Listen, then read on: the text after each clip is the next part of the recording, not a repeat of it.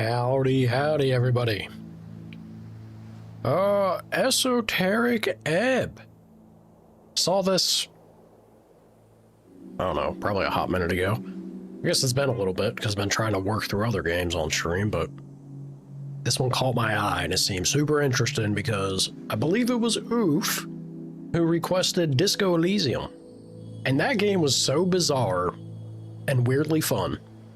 It was a slow burn. It did take a while to get there, but once it started, you sink into it, I think you get in the right headspace. Turned out to be a good old time. Maybe something similar with this. It seems like it's Disco Elysium meets D&D, right?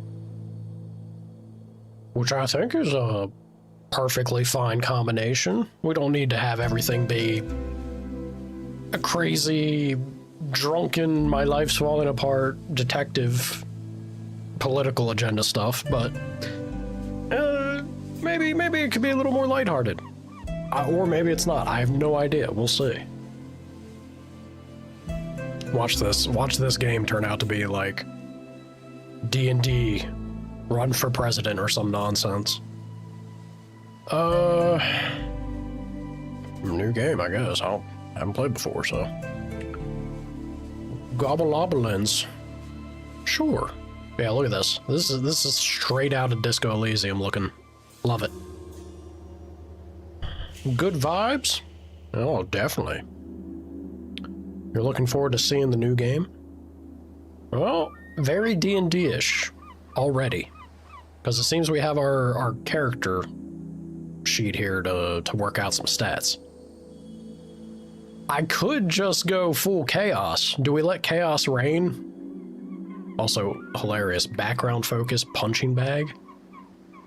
You're a farmer's son who grew up in the city. Of course you'd be an outcast. It took time, but eventually you figured out how to cope with it. Why is it? But why punching bag? I guess because everyone just picking on you all the time. Love it. And Seymour teleports into my game? That guy can get lost. Seymour's a bum. Seymour's a bum, and he was just a footnote in Earp's legend of letting the bad end happen. God, 12.5 was horrible. I don't even want to think about it. I kind of want to just randomize. Well, let's see. Let's read these. Lore, uses, and role. Every shepherd knows the song. It bellows up the river. Earth lives in that sliver of land. Torna's lament, folk prayer. Strength measures your natural bodily prowess alongside a testosterone-fueled mindset. As a man, it is only proper for you to hone your figure and its capabilities. But why? The search for meaning is as vital as the struggle towards competency. Luckily, you already know your cause. To protect the innocent, to lead the weak, to sacrifice until nothing but your bones hit the pavement, to literally die. All right. Really laying it out there, game. Not pulling any punches from the very first text box. Become a zealot. Regain your honor. Set out on your divine mission. That's a strong pitch. That is a strong pitch for strength. Dexterity. Oh, wait a minute. Can I check, like...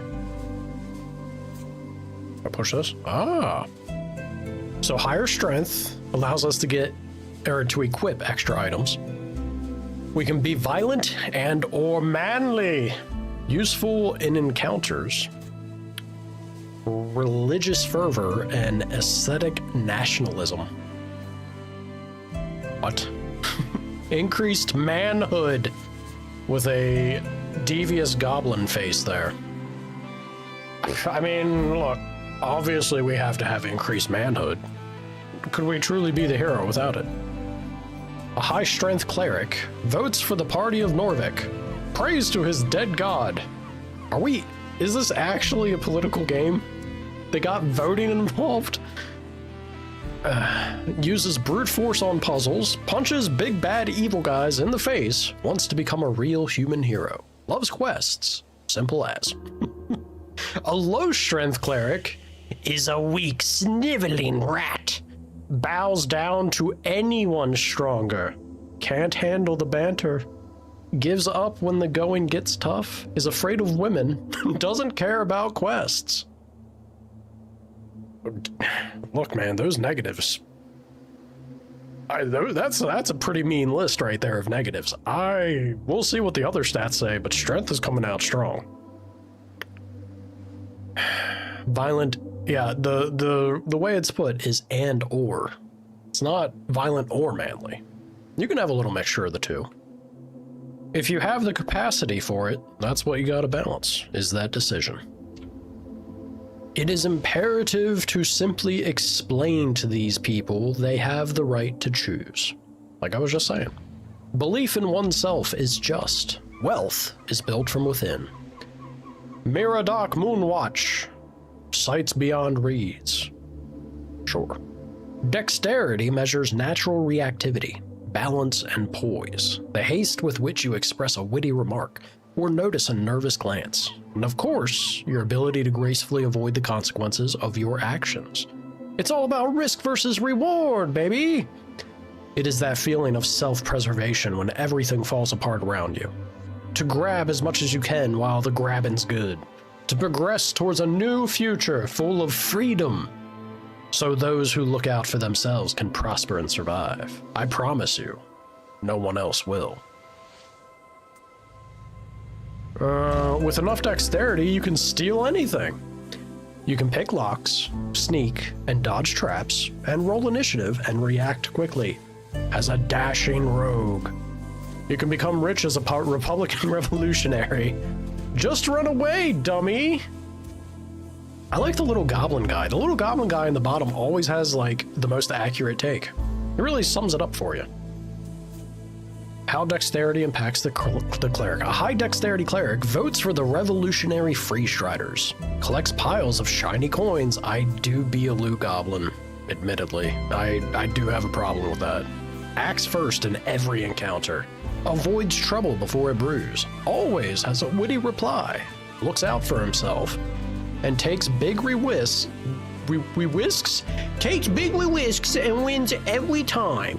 Because he's just the swiftest cleric around. A low dexterity cleric takes big whisks. What is wrong? Big risks. And fails every time. See, I don't like the way they put that. So if you're high dex, you're gonna take big risks. What is going on with my mouth? Why do I always try to say reward? And then if you're low dex, you're still taking the big risks regardless? Is that the game's way of telling me? Well, of course it's going to be. In other words, there will be terrible big things that happen. Do you want to have dex for it or not? Doesn't notice anything in time. Stumbles over his own feet, drops the ball, figuratively and literally. Is slow, mentally and physically. Oh god. Is dirt poor. Very embarrassing. Okay. I'm not thrilled with that list of negativity either. That's kind of spooky. Howdy, Loki. And then we have Constitution. This is an accurate, this right here needs to be my new, like, profile image on everything. It's just a stomach with a mouth. Accurate. Always listen to your hungry stomach. The Hedonists, a blind manifesto. Constitution measures your natural stamina, both mental and physical. It's how much you can take before going down. The world is harsh and unforgiving. It will beat you to a pulp with words and sticks. So listen to your gut, the instinct that kicks in when you're standing at the pit. It is the voice that speaks nothing but bodily truth. Every choice you make, every emotion you accumulate, can be traced back to the lower half of that stomach of yours. Follow it. Retain the mortality of fleshy logic. Simple, easy, truthful. Constitution is needed for hit points. Kind of important to have. Control your body and its esoteric connection. Ooh. Okay, so there's something a little... This is fun to see. There's something a little mystical involved with Constitution in this game. All right. Your political party polled 2% last week, and you don't care. Hell yeah, there we go. Pain is good for you. All right, Goblin, you're selling it to me less on that one, but sure. I get what he's trying to say. A high Constitution cleric keeps forgetting there's an election. All right, we're just maxing out Constitution. Everything else is a dump stat. I'm just gonna be the most detached and dumbass cleric out there, and we'll somehow wade our way to the finish line. Focuses on the good things in life. Maximum hopium is tougher than entropy. Keeps his neuroticism in check. All right, that one may be a little less me. Talks with the spirits in the walls. What? This is a nice. I like the idea here. If we're very aloof, don't care, and we're dumb enough to talk to the walls, will they speak back? Listens to his gut. Is already dead. What? A low Constitution cleric will die. Panics over everything. Listens to his gut and is wrong. Has no control of his bodily functions. Uh-oh. Can't handle the pain and has no special connection with walls. It really seems like the walls are going to speak to us if we have enough Constitution, which seems bizarre, but listen to your gut, I guess. All right. Constitution. Well, honestly, all three of them have been pretty good sell so far. Interesting stuff. But how about some intelligence? Are we a nerd cleric? A glorious design. Let those who learn lead. Through merit of ability and nothing else. So saith Lord Phileas Prax. Autobiography, Prax. Intelligence measures your ability to recall, store, and process information. It is your logical receptacle and calculator. It is only proper for you to own this pulsating mass within your skull. But why? Simple. Pure, unadulterated ego. Knowledge rules the world. So too shall you one day lead the weak. Bring your genius to the masses. If they do not bow, they do not deserve you. You know everything about the past. Therefore, it is only rational you will truly know the future as well. Enlighten the ignorant masses. Oh boy. Oh boy. What in the world? Hot dogs, pizza, pesto, baguette. Are you trying to speak to my Constitution gut, my gut mouth? It's working immediately. You had a hot dog overload on the 4th? That's what the 4th's all about, baby. If you have intelligence, higher intelligence lets you prepare more spells. Spells are fun. If this is D&D, spells are how you goof off and do silly things. That's what it's all about, right? You can think, plan, and execute an actual plan. Not a bad thing to be able to do. Complete the magocratic Retvern, vote for yourself. So if you really do want to, if you want to turn this into Game of Thrones or whatever, if you want to be the guy who does become, I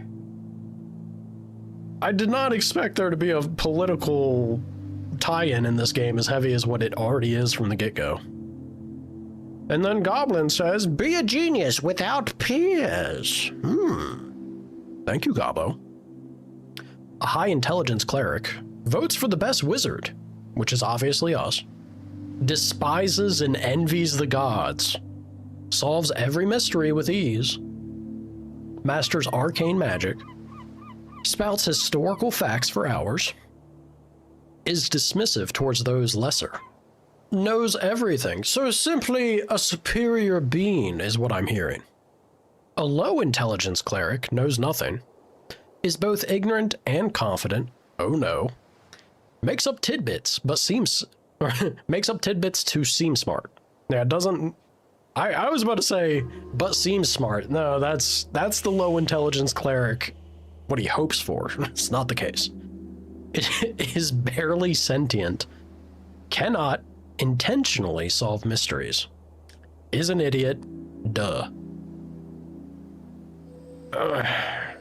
They do a very good job of making you want each of these categories to some degree. All of them have been pretty solid pitches so far. And now for wisdom. The large crumble upon their heavy forms, the mystical falter at the crucial point. The small rise to the occasion. Half-Weed's poem.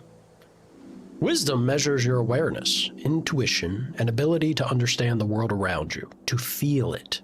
You may not know why, but meeting the gaze of another grants you an empathic bond with her wants and fears, her dreams and hopes. You can read people, for good or bad, and pick up details others would pass by. It is your belief in the heart of all folk, to give and share what you have and be completely and utterly selfless. It is the only true road to redemption. Gods only know how hard you try. All right, wisdom kind of sucks. I was saying they were making a good pitch on all of them. Wisdom's the first one. First one is to come out as like, that's not interesting. That's bum work right there. Higher wisdom lets you empower your spells, be kind and see the good in all folk. No way. No such thing. An egalitarian hope of the Asgalian working class.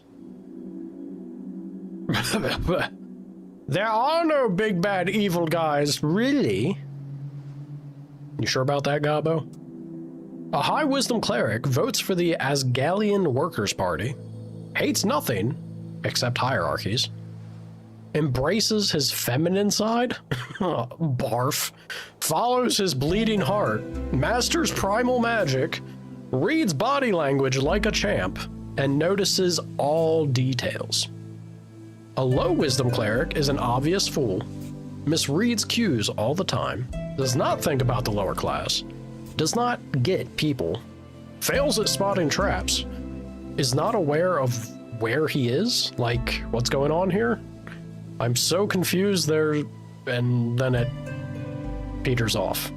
I think that's the joke, and it's pretty good. Alright. And now charisma.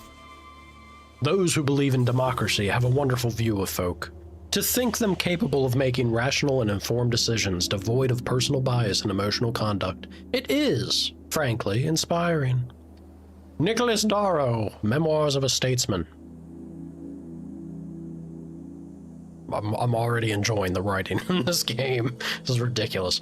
Charisma measures your eloquence, confidence, and ability to navigate social situations of any kind. In short, it is the force of your unkept personality, but they don't need to know that. Smooth talk your way into any position of your liking. You can be affiliated with any known faction or thought. Reality is molded around your will. Like a chameleon, become a social operator. Become anything you need to make everyone finally love you.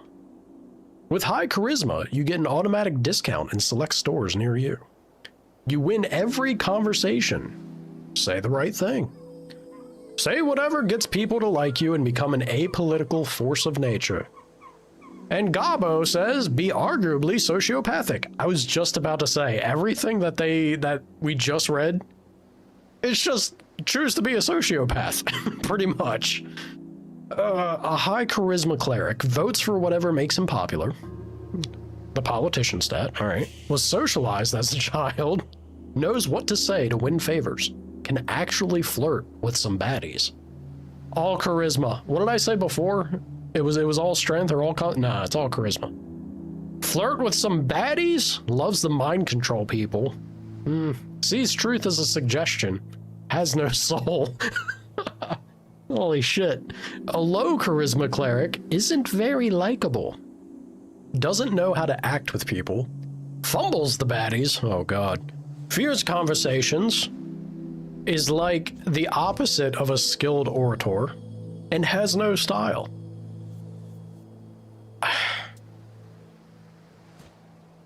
Alright. Wisdom's the dumb stat. Charisma's good. I like some dexterity, but if we gotta be a man, we gotta be a manly man. Obviously. No, what we're doing is randomize. Oh, before we do that though, let's see the rest of these backgrounds, yeah? Troll killer. You don't remember it, but you know well how your father died. Sometimes it motivated you. Sometimes it felt impossible to live up to. +3 strength is kinda ridiculous. That's a lot. A kiosk kid. Your mom wasn't around a lot, so to keep you out of trouble, she forced you to get a post-school job. You still despise the smell of newspapers. Pretty funny. Didn't look like normal furniture, it didn't. Is a mimic. Pest Control Guild mimic mishap. A lore enthusiast. Spending time alone in the city, you often ended up at the Darwinian Library. Blah, blah, blah. The strange history of Jor's realm was a constant companion to you. Big old nerd background. Understood. Crowd pleaser. Inevitably, you ended up with the wrong crowd. You quickly picked up on the slang and radical terminology, doing anything to get real friends. So once again, follow being a sociopath, I guess. You're a little weirdo. You were a novelty to them. The boy who would do or say anything for their attention. For their approval. After 2 or so years, you got quite good at it. Alright, so that's even bigger sociopath route. Understood. Asgalist activist. Your friends soon introduced you to the rebellious belly of Norvik. As a teenager, you spent years spreading chaos. And worse, dwarf propaganda.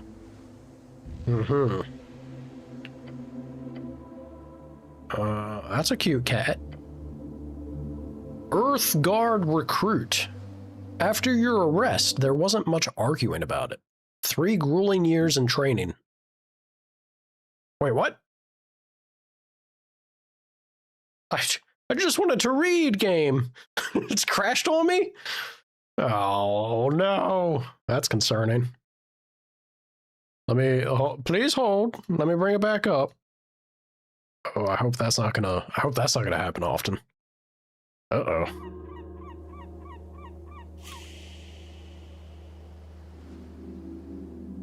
We good? Yeah, we good. Alright. Let's get back into that.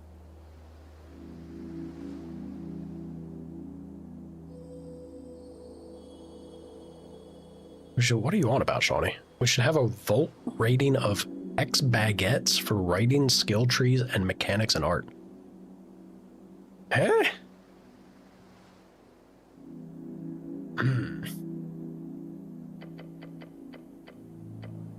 Where were we? We're here. Earthguard recruit. We got arrested, 3 grueling years in training, drilled on the city code and virtues, but you survived. Okay. One friend. You really ever only prayed for that one thing during those lonely years, but the gods did not answer. So you learned to manage as always. It's kind of sad. An acolyte. Your knack for scribing got you a promotion to the clerical duties. Picked out of the ranks, you quickly showed deep devotion to your divine city. Okay. A tower apprentice. Joining the towers is an honor bestowed upon few. It is also a terrible challenge, even for you. Who'd have thought lectures were so draining? I'd have thought it. Arcane prodigy. For the first time in your life, you are a natural. You've always known a few cantrips, but real magic was something else. It was power. +2 int and strength. That's kind of a fun combo. To be powerful and intelligent. Palace Pawn. Crazy. As a rising talent, you often found yourself midst the politicking of superiors, despite your best efforts. It never ended well for you. Faithful Harbinger. There's something wrong. Praying to a dead god whose whispers linger in the air, slowly fading. You are isolated among your peers. Kind of an interesting foreshadowing of a background there. Esoteric expert. You spent most nights seeking esoterical insight, a lonely life. Your findings were unwanted by those in charge, yet you did not stop. Never. Man, there's a lot of backgrounds, holy crap. Revolutionary scribe. Disillusionment. A city with ideals not upheld. One day you chose a side, the emerging democracy. You wrote day and night. For change and glory. Alright, okay, we're two away. Almost there, y'all. Abject apostate. No one likes you. When you were demoted for dereliction, no one spoke up against it. But it's fine. You'll be fine. After all, you're used to it. Also kind of sad.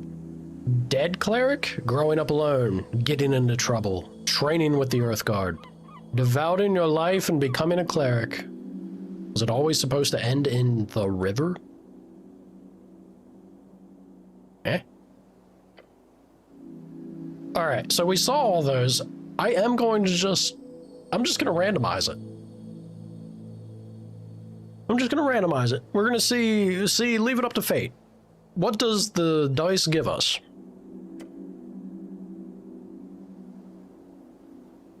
Oh boy.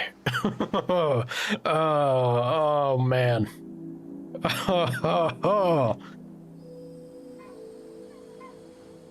So our background focus, it's good that it hits strength, I guess. It's trying to patch up the charisma, that's going to be a -1. High wisdom, which is the one stat I was pretty okay not having anything up. This is rough. This is a rough looking, well, we'll go with it. For sure. We're a palace pawn. No wonder it never ended well for us. With a stat line like this? Oof. 5 days until the first ever election. An explosion erupts at the heart of the city. No one wants to deal with it, so they send you. Of course they do. A slow cleric lost in the hustle, one with incredibly deep esoteric insight. Oh, they change up the opening depending on your stats? Complete your quests in any order. Don't be afraid to make interesting choices. And remember to love everyone no matter what. Ugh. The campaign will take you from level 1 to 6. We'll play for about 5 to 8 sessions.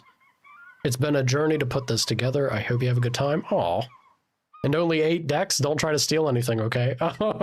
It was very much like a DM opening. That's great. Speak with dead. 3rd level necromancy. Casting time, 1 action, range 10 feet. Yap. Basically, speak to dead things. Shocker. Who'd have thought with a name like that? That was a very cute opening.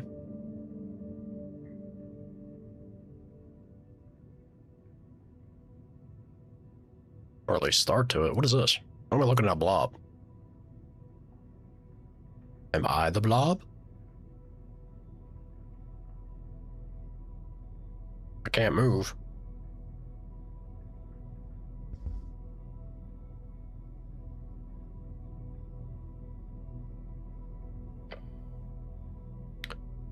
Jor. Truth and nothing else, a voice declares. What is your name? Pass the int check. Ragan? Your name is Ragan. Doesn't sound right. Of course not, for you are the cleric. The cleric? I like that. Yes. You are often referred to as cleric. So, my name is... Yes, speak it. Cleric. If your name is what they call you, that is it. Could be worse. You answer another question from the darkness. What is your occupation? As if it matters. I mean, it's always good to ask questions, right? What's an occupation in this context game? Work. Getting paid for labor. Okay, fair enough, you know? Didn't you have a job? Something really important? Dex is kind of... Is that how it looked at the start? It's kind of freaky looking. Your class. Thank you, stomach. Tell the voice about your class. Class? What class am I? Upper class. I should have made a maxed out Constitution character. Stomach and I, we get along. We see eye to eye, he and I. You are a city cleric, nothing more. And awful at everything. Look, you don't gotta say it, man. I'm awful. I'm awful at everything. Brutal but true. It takes a while before the next question is posed. What is your current goal? We need to find out who blew up the tea shop. And most importantly, for what nefarious purpose. The Goblin Chieftain, she needs you.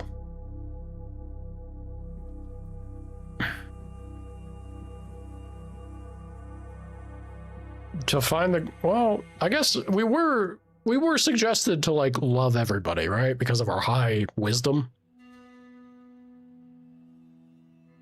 This kind of feels like coincides with that, even though Constitution's the one that told me.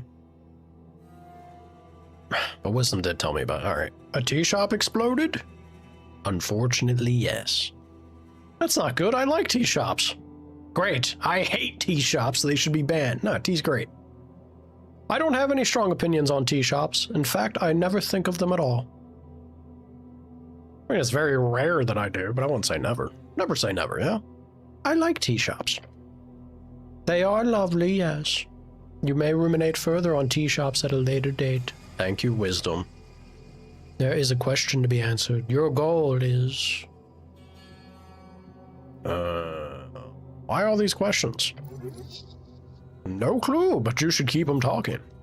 It's been silent here for far too long. Alright, to find the Goblin Chieftain? Is that right? You know it to be true.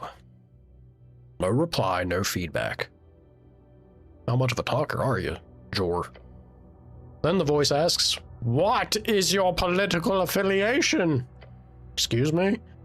The question strikes your entire consciousness, sending it spinning. The National Party of Norvik, of course. If you care for your fellow, vote for the Asgalists. It is the duty of the powerful to lead. That is you, no one else. Don't be so self-absorbed. You are a social creature, defined by what you give. The Free Striders, maybe? Shut up, Dex. Then again, you're no revolutionary. Things just move way too fast these days. Elections are exhausting. Telling me, dude. I don't know any of these words. I should be in charge as a God King Wizard Lord. Actually, I'm apolitical. What if I subvert? This game came out swinging. With every political thing under the sun. What if I just rug pull it? Would I be able to do that? I'm tempted to. Actually, my own inner dialogue and whoever you are, Jor, I'm apolitical. Perfection. No one can get mad at you, and everyone will love you. The voice is fading. This is the end. The final question. And how did you die? I'm hoping heroically. Saving somebody? Following your convictions. Same way you lived, unable to step out of the uniform, not for 1 second. Damn. I fell into divinity, she took me whole. I died when he died. What? I don't know. I don't know who he is, so let's be esoteric about it. I fell into divinity. She took me whole.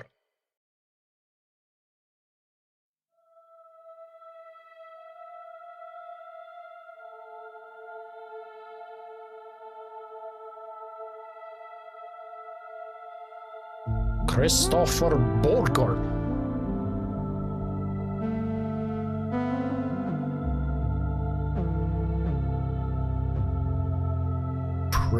Pretty snazzy. Detail on the boots too. It's nice. There's be some proper cobbled boots.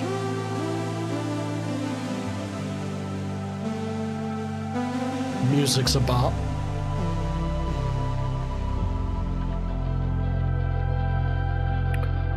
Is this a Nordic game? I want to say it's... Yes, I might be wrong, but I want to say it's Swedish, I think. Shout out to Loki.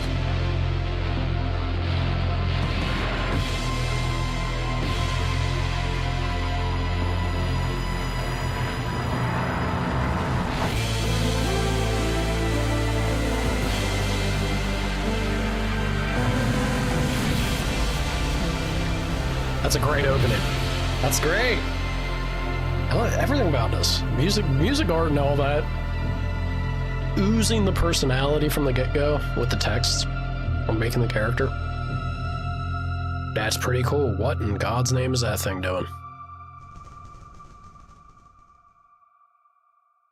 That there looked like food to me. I mean, also, talking about food, that's a lot of apples, dude. Taking a nap? I'm on a stone slab.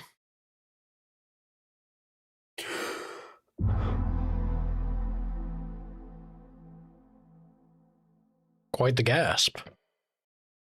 A fresh start. Get up. Your heartbeat is loud, screaming. It is in fact Swedish and heavily influenced by Disco Elysium. It sure is. This right here, you can already tell, screams Disco Elysium. Has the same...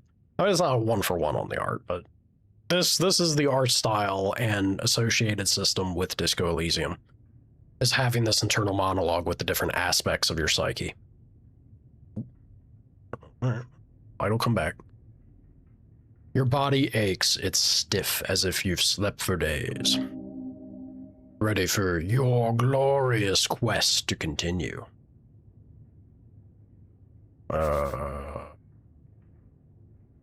We look around? Oh. So I pushed the button there. And I succeeded on understanding, I guess, a question to what they marked. Quest. A task performed by a heroic individual and or professional adventurer. I guess we do fit the bill on that, don't we? Let's look around. A circular stone chamber. A storage for apples and corpses. I wonder... Is that doesn't seem like the thing to store together. Those piles of apples. Is this Tolstad? Tolstad, a sprawling island fortress in one of 5 districts in the city. It sits in the middle of River Torna, home of Yours Pillar, a sprawling tunnel network, and Water Lane, the greatest trade hub in Ascani. You are on Tolstad right now. All right, let's have a look at our stuff, shall we? What stuff? Your hands dart around your pouch and uniform. Panic. Sweat. We're folding immediately. My stuff! Your legs shake. Tears begin to form. Deep breaths. Your belongings are surely here somewhere. My stuff is important, apparently. What's this about a quest? Oh yes, a quest! You're on a quest to save the city. Earth be blessed. Save the city? Yes, save it from the jaws of democracy. Oh god. Democracy, said to originate from early arcane era civilizations in Old Dimenor. It is the rule of majority. Those with suffrage may vote to enable their preferred government. A truly messy and ineffective process. All right. Do I remember everything? Yes, everything is off, but your memory is intact. Your quest was given yesterday. Remember, the tea shop. The tea shop? Yep, the tea shop that blew up. It'll be a tough one. Might take days. Just a job. Oh, I like a quest. A quest, I like those. Good attitude. I got XP for that. There's always more around the corner, so look out. Don't want to miss any. Yeah, how much time do I have? Until the election, duh. Which is in 5 days. The Patriarch was very clear. Handle the tea shop before election day. Patriarch, a top clerical rank in Norvik, different from Lord Patriarch, which is the traditional administrative leader of the city. Only about a dozen men currently hold the rank. They manage a section of clerics each at the towers. Man, they got a fully fleshed out world here, don't they? Cleric, a servant of a god, deeply devoted and spiritually connected. Typically a divine spellcaster given power through their deity. Divine, one of the 3 pillars of magic. I'm amazed I haven't failed any of these. Are these by default a gimme, or am I just getting real lucky out the gate? And now I'm not going to have any luck when I actually need it. It is represented by the sacred, the faith of all folk, their souls, and is granted by gods who once walked among us. You must honor this request and complete this quest. Time only advances when you make new choices and dialogues. It's kind of interesting. Okay. So it's just a job? I've done jobs before. You haven't really. Alright, I guess I haven't actually. Your previous experience lies more in some basic Earthguard militia service, as well as a few years at the towers. Earthguard, the heroes of Norvik, keepers of city law, defenders of humanity. Your brothers. Norvik, your home city, founded by your god towards the end of the Coast War. It is built upon several layers of ancient ruins. Coast War? The Coast, also known as Yours Realm, it is a strip of land divided into 8 bands. The further inland you go, the closer you get to the infinite wastes. It is theorized to be a ring or a half sphere due to the bend of the horizon. Rogue sorcery was not your main subject, but yes, you've read a lot about these types of fiery events. Also, I goofed. Can I? Oh, I guess I could. Band, an esoteric divide, splits the circular coast of Yor into 8 geographic areas commonly known as bands. Each band has unique esoteric and natural traits, and stretches from the coast to the infinite wastes. Is that not the same one that I just read, though? Guess not. They are not too common these days, however, this incident does not appear overly complex. So to be clear, I need to figure out who blew up some random tea shop. Or less. But you've got, like, 5 days to do it, so no stress. There's that feeling again. The feeling you're about to enter a path from which there is no way back. Yeah, you make it sound kind of foreboding there, Wisdom. What do you mean, no way back? Good or bad, you won't know until you've reached the end. Yeah, that's very ominous. 3 HP of damage? Just because I question Wisdom? Oh god, you feel dizzy. The weight of the Earthguard uniform, a dull pain takes hold. Your body aches, its contents rotting. You must consume an apple, now! If your stats are high or low enough, chimes will appear in your mind. They will suggest, inform, and offer unique paths. Trust them at your own risk. So they're not always the thing to bank on. Very, you know, again, Disco Elysium. If you got it, you got it. If you don't, you decide if you push your luck or not. I'm so very confused. One step at a time. Apple. There's an apple right there. Somebody was nice enough to leave it right next to me. What is this? Behold! This isn't yours, is it? What is it? A tattered cloak. The cloak is sprawled upon the iron slab. As you grab it, you immediately feel the dampness spreading into your gloves. It is light blue and tattered, and it was once yours. An Earthguard cloak add-on. It has been ripped to shreds at the base, but you could still use it. Please don't. This thing is disgusting. Let's wring out the water first. The filthy liquid falls onto the floor of the stony chamber. It smells of salt water. Oh. It is still quite wet. How's it weigh? It's heavy. Should I wear this? No. A rogue would wear it, that's for sure, so... I don't think I'm a rogue, though. My dex is what? Don't I have like -8 dex or something ridiculous? I'm not a rogue.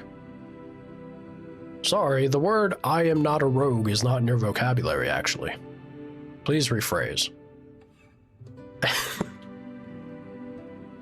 That's not one word, though. So pedantic. So unrefined. Shut up. You reach for your fancy red pouch of holding.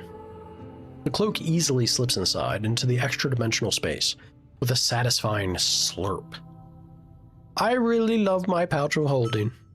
Yes, you are very lucky. These are like 1,000,000 crowns on the market. Crowns, the Norvikian crown, the main coinage in Norvik. This kind of magic item can go upwards of 10,000 crowns. Of course, you don't truly own this pouch of holding. It is property of the state, treated as such. Uh-huh. Alright. You throw items on, also... It's not a very healthy looking individual over there. Oh, no, I don't want a short rest. What is this? An apple! Looks better than the ones in the pile. Alright. I take. Uh-huh. Yeah, I have... Okay, so I have 8 dex, -1. Ugh. It'd be great to... I'm surprised 9's considered +1 on Constitution. It'd be great to get that to 10 and hopefully bump it up.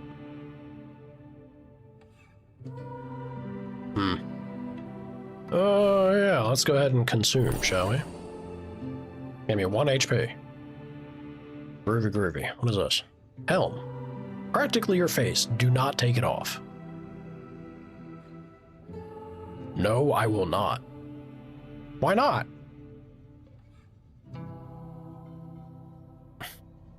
Do it! Deep storage? Uh-huh. What was that? Clericals? Lots of item categories here. Alright. Understood. Spellbook? We got Cure Wounds. I have 3 out of 7 HP. It might not be a bad idea to do. First level evocation. Casting time is 1 bonus action. Category Divine. Range touch. Yep. A creature you touch regains a number of hit points equal to 1d8 plus your wisdom ability modifier. Spell has no effect on undead or constructs. Oh, I got a pretty hefty amount of wisdom modifier, so I'd top up to max health by using this. May I? How do? How do, game? No idea. What is this? A very important piece of paper. I take? Voting card -1 intelligence? Oof. Sure. How do I look at that?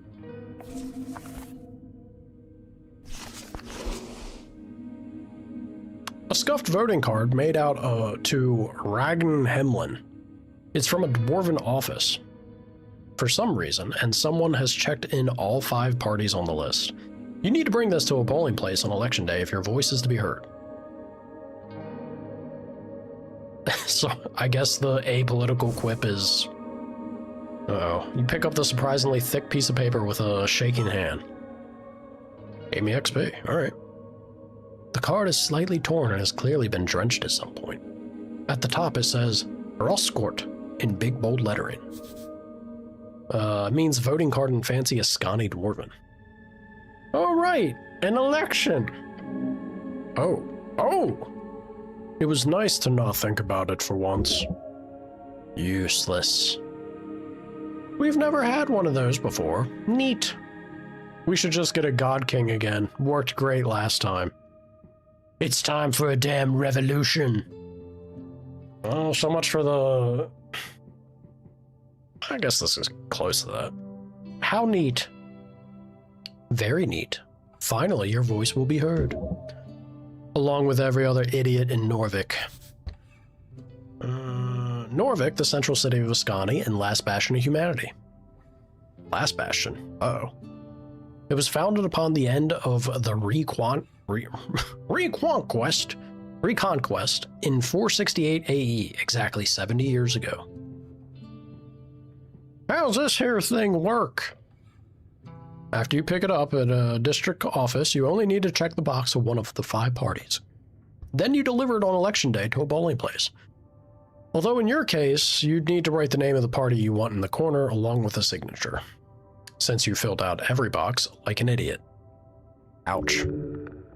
This is your one vote. You should indeed take care of it. Look at the list of parties. Nationalist Party of Norvik. Party of Norvik, the inheritors of Earth's will. A theocratic organization founded to uphold the old ways. Headed by magistrates and 20-something noble families. Might not be that hot. Maybe. Magistrate, the highest government position beyond the Lord Patriarch, chosen to rule a district in Norvik for 10 to 12 years depending on their bloodline. Lord Patriarch, the commander of city forces and top cleric beneath Earth. The title is appointed by Earth. Currently, Lord Aksam holds the title, having led the city for the past 30 years. He is a withdrawn leader, over 80 years of age, and has put most power in the hands of the magistrates. That don't sound too great, but... Earth, your god. Free Strider Revolutionary Party. Free Strider, the new way. People in the East have overthrown the old wizards and gods. For years, the revolution has slowly crept into the city. Now, it's time to finally join the free cities and get rich. A wizard, a book-learned nerd spellcaster. Typically plays your strings by memorizing and executing esoteric rituals and chants. Esoteric, the magic of yore and his strings. The coast is infused with it. So like literal strings? Yore, the name of our realm. Also the name of the legendary wizard who created it. He died during the closing at the end of the Gate era. Dude, if you keep hitting this button, they flush everything out. This is wild. Someone's done some work on this world building. Gate era, a period lasting approximately 3,000 years. The first era, named after the many gates opened by Yor to connect his realm with all others, ended around 2,000 years ago if you trust modern scholars. Gate era, the first out of 5 eras when Yor crafted his realm and the gods fought to bring order. That was the Gate War. The Gate War, the legendary conflict between the beasts of Yor, the original gods, and the many others who tried to take over Yor towards the end of the Gate era. We have little information about this conflict, but it is known it led to the closing of the gates and began the Fade era. Beasts of Yor, a term for the sentient folk who aligned with Yor during the Gate era, also known as the Anticipalian folk. Most are gone today. Era. Yeah. I don't know if I need to read all of this out, right? You can always pause the VOD and then read this if you're so inclined. Oh, well. Threw an achievement at me for just pushing the button at least.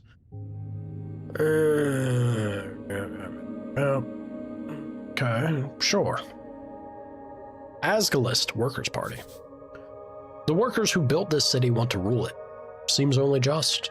Their vision is of a fair and even society where those who live underneath rise up to show their worth.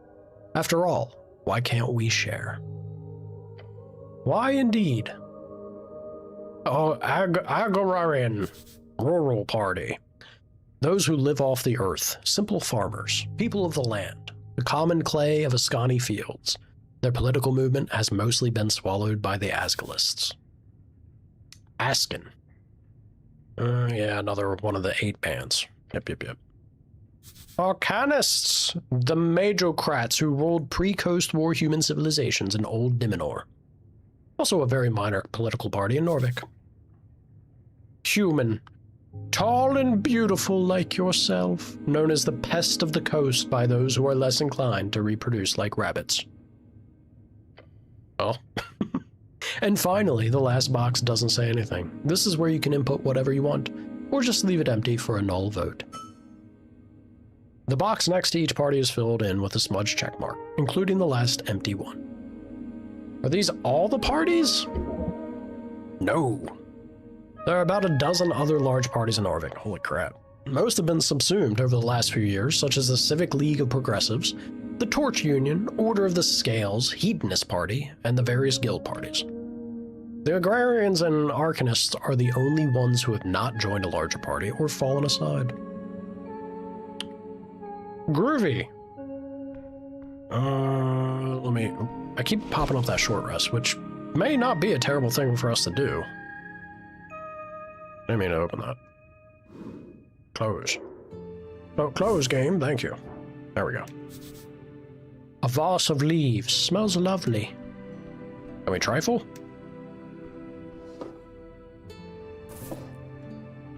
What does that do? Easily burned spices and herbs can be used to recover first level spell slots. That might be handy to hold on to, though. Yeah. I imagine... Try and talk to him? You stare at a blue rag. It's draped over the outline of a someone. Sir, you can't sleep down here.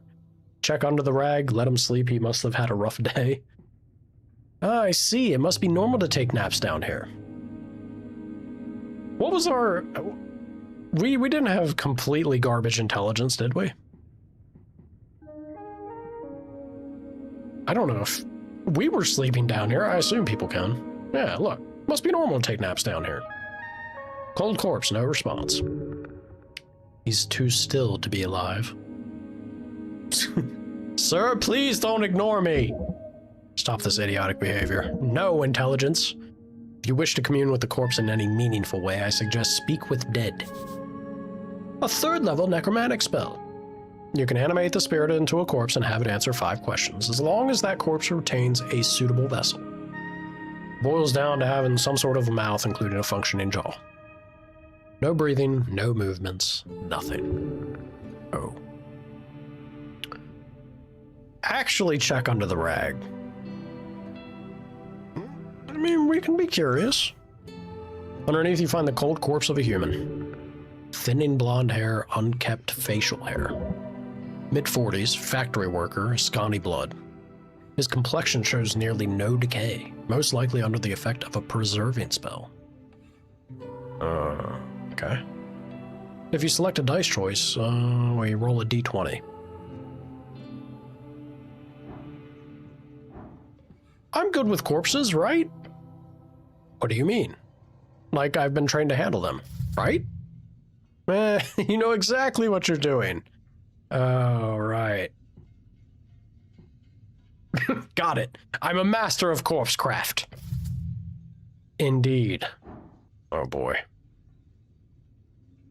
It actually worked. It lowered the difficulty because I believe in my non-existent abilities. The power of belief, y'all. Oof. And it's not enough to help my dice rolling. That's accurate. If I ever roll dice, that's exactly how it goes. There's something strange here. We must look closer. Lean in and look closer. Harsh scars cover the skin. Signs of being either a hard worker or a careless worker litter his skin. make sure to check the back as well. Try to move the corpse. The moment you touch it, black veins appear over its skin. A feeling of impending doom comes over you. Your stomach drops. Doom? The lair of a lich. A lich, an undead spellcaster of immense power. Created and sustained by consuming the souls of mortals, they are capable of eternal life and terrifying esoteric might. Dude, you can't... Did I bumble my way to a lich encounter immediately? We're dead. Oh, God. Yeah, we're dead. At least I got good rolls on my death saving throw. I almost immediately died. Necrotic energies, let go of the damn corpse. Alright. The moment you let go, the pain subsides. The dark marks on his skin disappear as quickly as they showed up. What a horrific spell. This corpse is cursed by something wicked beyond your powers. You slowly cover up the corpse once more. You need to look deeper into this. Keep an eye out. Yeah, what the hell kind of magic is cast on there? Something horrific, truly evil. Whatever it is, do not touch it again. It's okay to loot him, right? Our character is wisdom and low dex. I'm going to do my best to curve my natural loot goblin behavior. I want to. It calls to me. It does call to me, but I'll try to resist. Try to resist. Who was this guy? His hands are calloused. He's built like a sarcophagus. Just a man. A dead man. An honorable dead man. Why is he here? This is a morgue. A lich house, clearly. Lich house, a mortuary, a holding space for dead bodies. During times of undeath, they are known to be heavily guarded. Times of undeath. Oh. Corpses are kept on cooling in places like this before cremation or burials. Let's not bother the corpse. I'm not even going to entertain looting it, because I'll probably die again. A sealed vase. Vase, it's marked as organ disposal. This one's labeled misc. Check out the miscellaneous one. If it's not organs, it might be something. A divine shrine covered in apples. I can engage this? The runes fill your senses as you approach. The color is faded. This monument is hollowed, void of all life and divinity. And worse, it's covered in rotten apples. A sacred shrine left in this state? It's an insult to Earth and all of his people. These old things are still around, huh? Hey, are these rare? No, you will find shrines like this all over Norvik. Can I pray here? To what exactly? To Earth, of course. There are many gods listening to our prayers always. Just remember that they might not respond so clearly. So I can pray to some random god. You may pray as you wish. There's an internal element to it that is underappreciated. Actually true. Yeah, these are still around. A remnant of blindness and decay. I don't think... am I leaning into Earth? We do have a bit of strength, and strength likes to chime in about Earth a lot, but I don't know if we're going to lean into it. I think wisdom wins out more for us. Let's move on. You feel small. To cast spells, you must first prepare them. Remove the apples. First and foremost, definitely preparing cure wounds. Preparing spells. To the right, you may view a list of all of your available spells. In order to cast spells, you need to first prepare them. That's why there's going to be these shrines everywhere, because you have to do this at the shrine. Okay. Each spell you wish to prepare, fill it in its empty slot to the right. the right? Oh, I guess I only have the one. I mean, I know I have the one spell, but it looks like I only have the one slot too? Maybe? To the bottom left, you may view your current spell slots. Oh, so 3 possibly. Each circle represents one slot which you may expend to cast a spell. Ah, right. Alright, I gotcha. Makes sense. When a spell is castable during specific situations and dialogues, the spell tile button of that particular spell will be lit up. Spell tile buttons can be found next to your spell slots once you have finished preparing your spells. Okay. I'll try to keep that in mind, because that could be pretty important. Groovy. A great mountain of apples. I'm gonna engage with this again. I'll remove the apples. Does not take long for you to move some of the nasty apples away from the front of the shrine. A small improvement, but big in the heart. Can't I heal here? Through divine assurance or something? Not precisely. The gods do not usually grant divine interventions for minor injuries. Do you think they care? If you want healing, you have to do it yourself. With the power channeled through Earth, yes.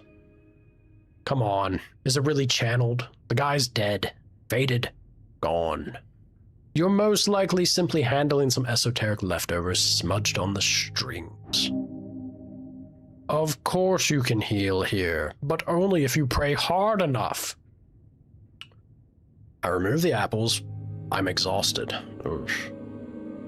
Well, let's attempt a prayer of healing. We got the wisdom.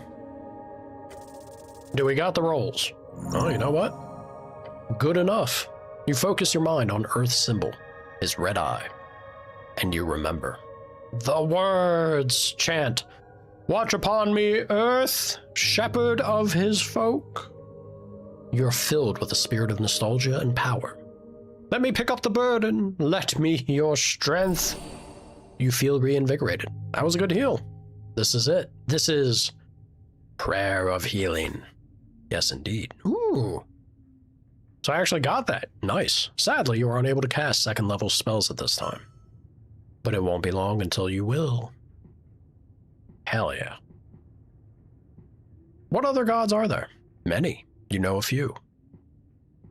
Kind of already got the gist of Earth there, but... Father of Norvik. You've devoted your life to follow in his footsteps. Okay. Asgal Ashmask. Asgal Ashmask was a dwarven god of exiles and egalitarianism. A dwarf of a low caste born deep in the Leckham Miraz tunnels. When he attained divinity in 443 AE, he crushed the kingdoms and formed the Asgal Folkhelm Forge. On his death in 470 AE, a great civil war broke out, resulting in the exiling of all his followers to the surface. But his influence was felt all around the Undercoast and above, as his exiled dwarves spread Asgalism to all corners of Yore. His followers do not pray to him, for he is not even seen as a god by most. A weakling who sacrificed his people for an unattainable, foolish dream. Though there are parts of his tale you cannot deny are quite romantic. A lone man, rising against impossible odds. No wonder his followers still rampage across Ascani. Tukig the Gambler. A trickster, the type of god only famous for his ridiculous ploys. Tukig the Gambler is often seen as a silly goblin myth.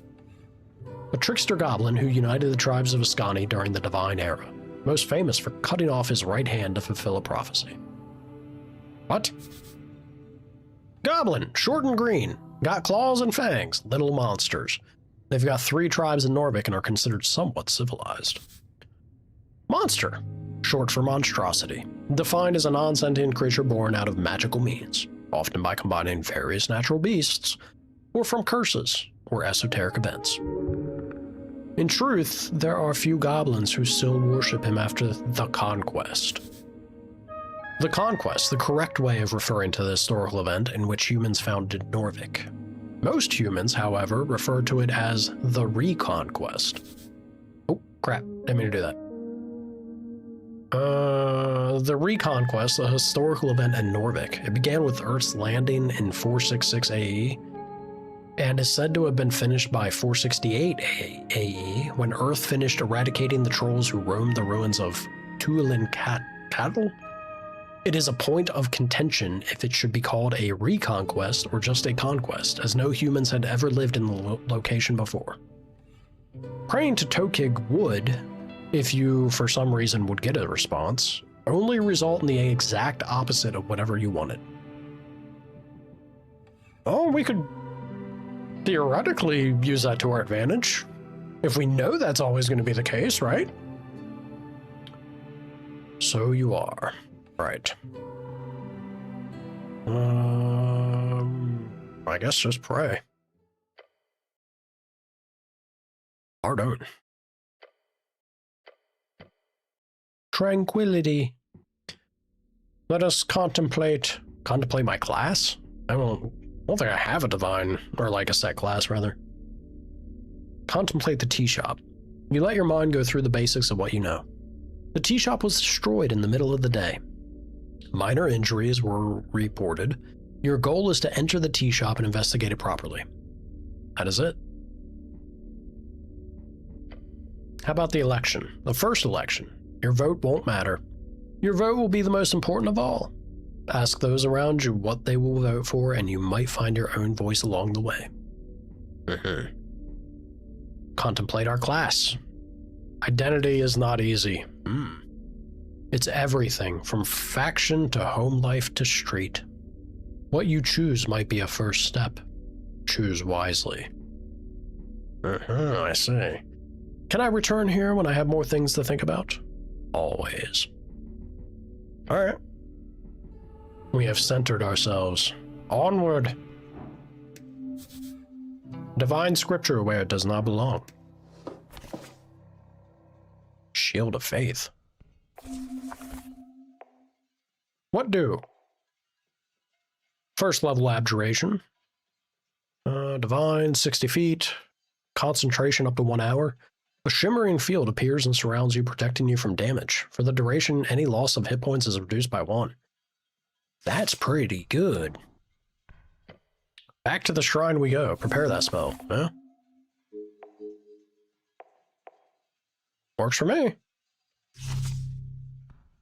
Groovy.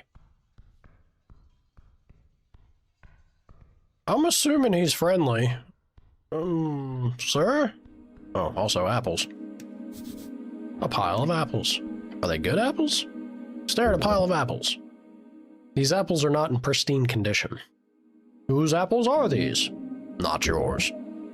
The only apple farm in Norvik would be the Goblin Garden. These apples are property of the HBWT. The heck is that? A Goblin Garden, a dwarven-built citadel sitting at the southernmost tip of Tolstad. It is now a goblin sanctuary and greenhouse. I was more curious about the HBWT, but okay. Should these be stored alongside corpses? That's what I was saying. No, it's a health hazard. Of course not. It's nasty. Could I eat my way through this pile of apples? You can certainly try. It's not really a question of could. It is a question of do you have the time? You are not capable of carrying such a tremendous burden. It would lead to death. Ability checks. Roll a d20. Yeah, let's remove the bad ones first. We can be smart. Your hands swipe over the surface of apples, carefully plucking away any with signs of spoilage. And also the fact that they're stored near corpses this also makes it a bad idea in general. Wow. Improved my odds pretty greatly, though. That is a lot of apple. Yes. You can do it, stomach! Oh my god. Oh my god, dude. What is my rolls? You look upon this challenge with fear in your stomach. This will be your end. Dig in. The first apple goes down the hatch. Going smooth so far, maybe this will be easy. Another! Number 2 goes well at first, and you feel something rumbling. Oh no. Oh, no. Another. A rotten core and something hard. Yes, that was a mistake. Your challenge of the pile will surely be rewarded. Keep going. Again! Your stomach fights against your hands as you bite down on the apple. This is impossible. This is so manly. Tears form in your eyes. One more should be fine. I will surely be rewarded for this. Ugh, this is the limit. As you chow down on one final apple, you feel your jaw ache, your hands shake. Apple overdose. Gave me XP, it was worth it. No such thing. Come on. You glance at the pile, realizing that you've just scratched the surface of this rotten apple heaven. Rotten apple juice dripping down the inside of your helmet. Gross. Wait, how are you eating these? Are you just shoving them in from below? A fine way to dine. Your thoughts are interrupted by the sound of something light and hard hitting the ground. A small, sharp rock. This must have fallen in the pile of apples at some point. It is a highly esoteric object? We knew it would be worth it. A shard of yore? How's that do? As you weigh it in your hand, a tingle shoots up your arm. Esoteric. A shard. It is connected with a string. These rare shards of yore can be consumed to unlock failed ability checks. Normally, checks are only unlocked upon the completion of a short or long rest. Ah! Interesting.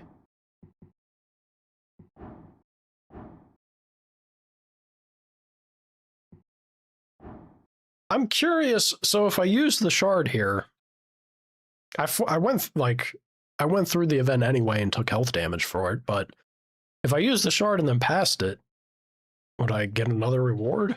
This is a good time to experiment, but at the same time, that seems very valuable, and I don't necessarily want to just waste it.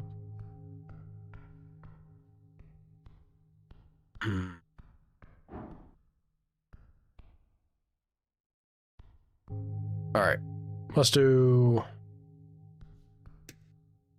Cure Wounds. I am able to heal so much. It's amazing. Maybe Wisdom ain't all that bad. This guy, he just won't move. I was hoping to go by him, but this one looks good. Oink. One good apple out of the pile. A guy, he looks indecisive. I'm pretty sure that's not just a guy. I don't need to steal from him. You approach a shambling man by the apple pile, who's literally called Zombie. He does not acknowledge your presence. Greetings, citizen! Glancing under his hood, you catch a blank expression spread upon a dried face. What is your name, sir? He does not even turn to look at you. Identify yourself, citizen. You trying something here, smartass? Why is this man not listening to me? His glassy dark eyes just stare forward into nothing. This is a reanimated corpse. Sir! Sir, are you a member of the undead? He does not respond. I found this voting card over there. Is it yours? Zombie does not even grunt in your direction. He just keeps working, slowly. You grip the voting card firmly in your gloved hand. It is indeed yours. Keep it safe. You're very rude. I don't have a political opinion, so I guess I don't need this voting card. My other instincts are very on board of, hey, you need to take care of this. Keep this safe. Yeah, look. You're very rude, zombie. The zombie appears to rattle a bit. Nope, it just found another out-of-place apple.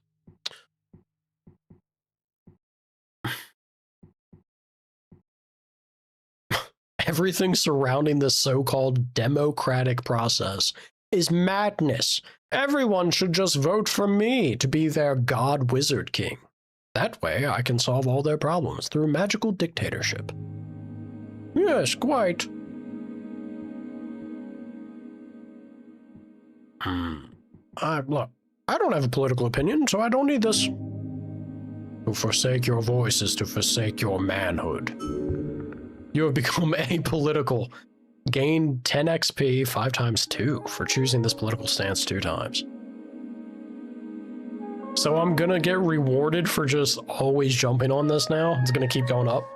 Oh god. Do not think a lack of thought is somehow admirable. Amen. Get 'em, wisdom. I guess get me. Don't listen to anyone else. You are more than correct. Scream it at all times. People will love you for it. You are apolitical! That's not great that was a failure, but alright, charisma. The zombie just keeps moving apples.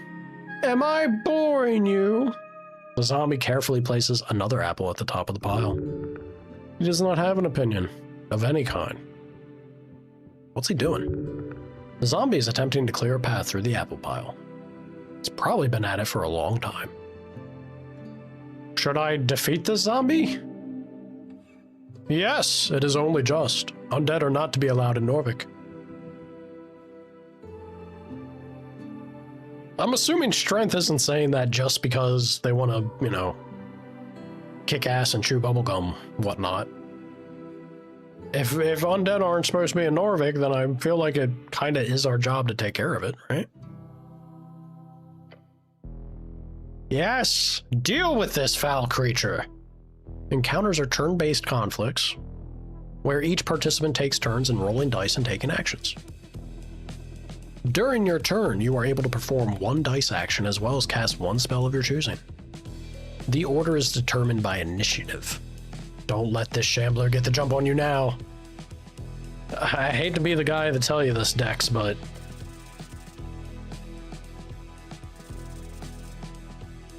Oh, hey, look at that. We actually did get it. Fight! You're quick, you got this. Show him no mercy. Shove him? Keep our composure, wait and see. Hold up a closed fist and say, here, look at this. Then quickly try to trip him. I mean... well, we'll shove the zombie. What's the worst he's gonna do? Bite me? Putting your weight on it, you push the zombie backwards. He attempts to stabilize himself while stumbling around. The slow zombie just stands there.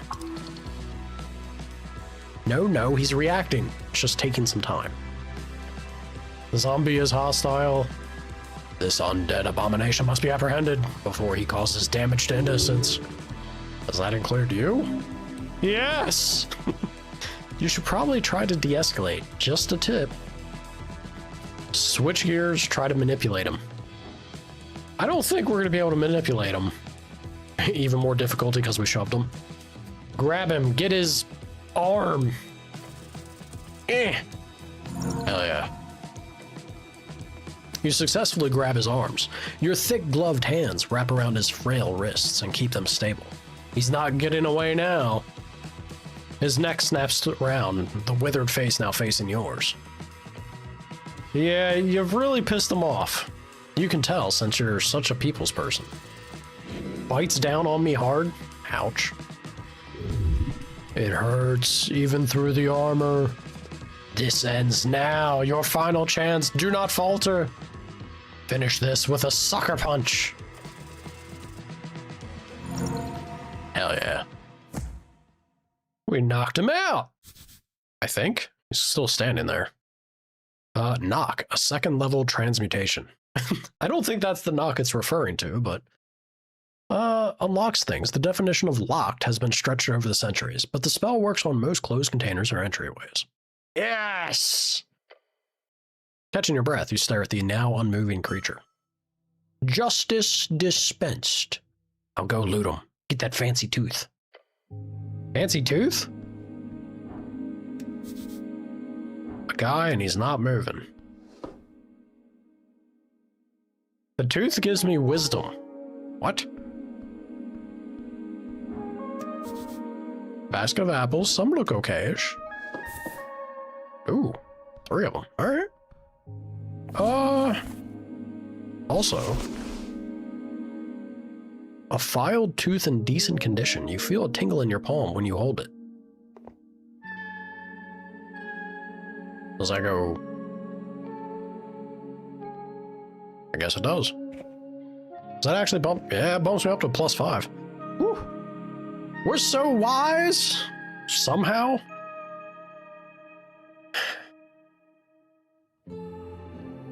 And we actually got decent intelligence too. I think one more point to int would bump it to a +2, right? Constitution get to a plus, maybe a +2. I don't know. We're proficient in it, so I think it might. Not sure what the points are. Ooh, feats. We don't have any feats yet, I guess, but good to know. All right. Could eat an apple, but I'm good. I think we'll be all right. Let's see. What's this? An almost empty box, except for a stale treat in a pouch. Cardamom treat and then crowns. What's cardamom do? Damn, +5 HP. A traditional Norwegian baked bread. It is famous around the coast. Or if it's not, it should be. Is that maybe Pula? That looks like Pula to me. Oh yeah. And then we got money. I like to have money. Imported goods. The receiver is marked as HWBT. Where's that word again? I don't know what that is. What is this? A slightly broken standard issue Earthguard blade. Is that mine? +1 strength, -1 wisdom. Uh-huh. So I could put this on, but then I don't think my strength is going to bump any, and my wisdom will go down to a +4. Right? Yeah. You know, I think I'm better off without that. I assume, yeah. Nice to know that our charisma wouldn't go to a -2 at least. I guess it wouldn't. That also doesn't do anything with my dex, so it's kind of whatever.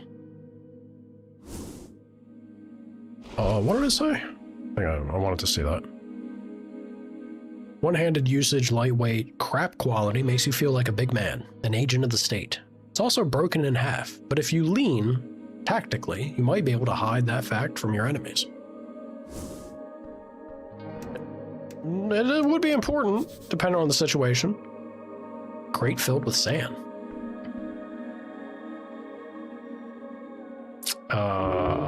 You notice a little marking on the back with the letters HBWT. The lid has been tossed behind it. The crate is filled to the brim. It's just sand. This seems dubious, but let's touch it. Your gloved hand trails across the surface. The sand shifts slightly at your touch. What? Is it growing? Uh-oh. Underlined choices are more risky, but might offer more reward. More reward, you say? You dive in with your whole hand, fingers first.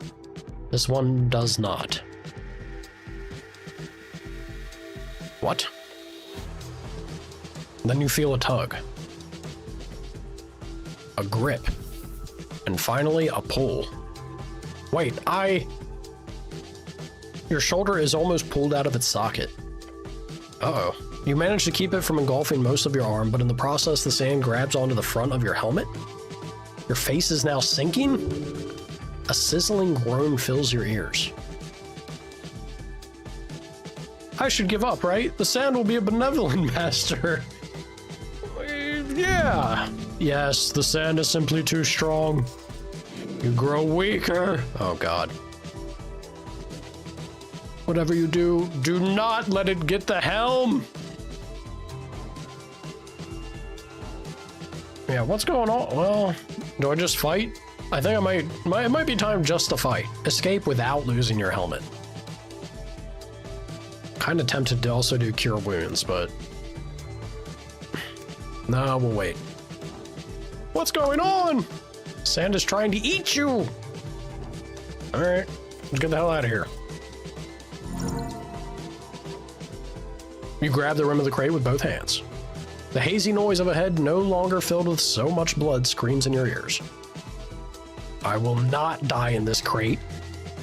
Filled with pure fires of adrenaline, your muscles creak and your bones crack. And it pays off. Within seconds, the rock hard grip of the sand loosens. Then it drops entirely. You swing your head back, filling your lungs with air, as a trail of sand follows you. Good! Within an instant, the sand snaps back into the crate, not a single grain dropping to the floor. Some sort of crazy, mystical demon sand. Glancing over to the crate, you see its content now lie still, like nothing happened. You should put it on the lid to make sure this does not happen to someone else. Yeah, we'll shake our head a bit. It helps. A little. Hey, I'll take a little. Am I alive? Possibly. Oh, thank you, Constitution. Carefully put the lid back on. Your job here is done. I've done a great service to the community. It almost killed us, so yeah, kinda. Oh, there's the run button.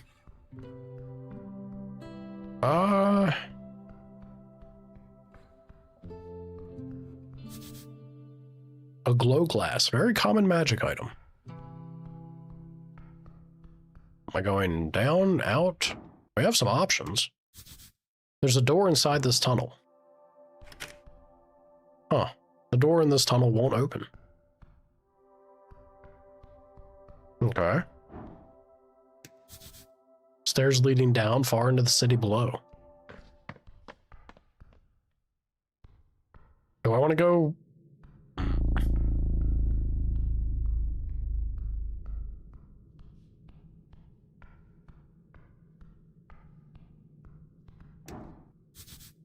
Glowing mushrooms must be tasty. Svamp extract. What is this? A small fungal spore ball. These can be farmed along the undercoast. They do wonders for your gut. They are not mind altering. Probably.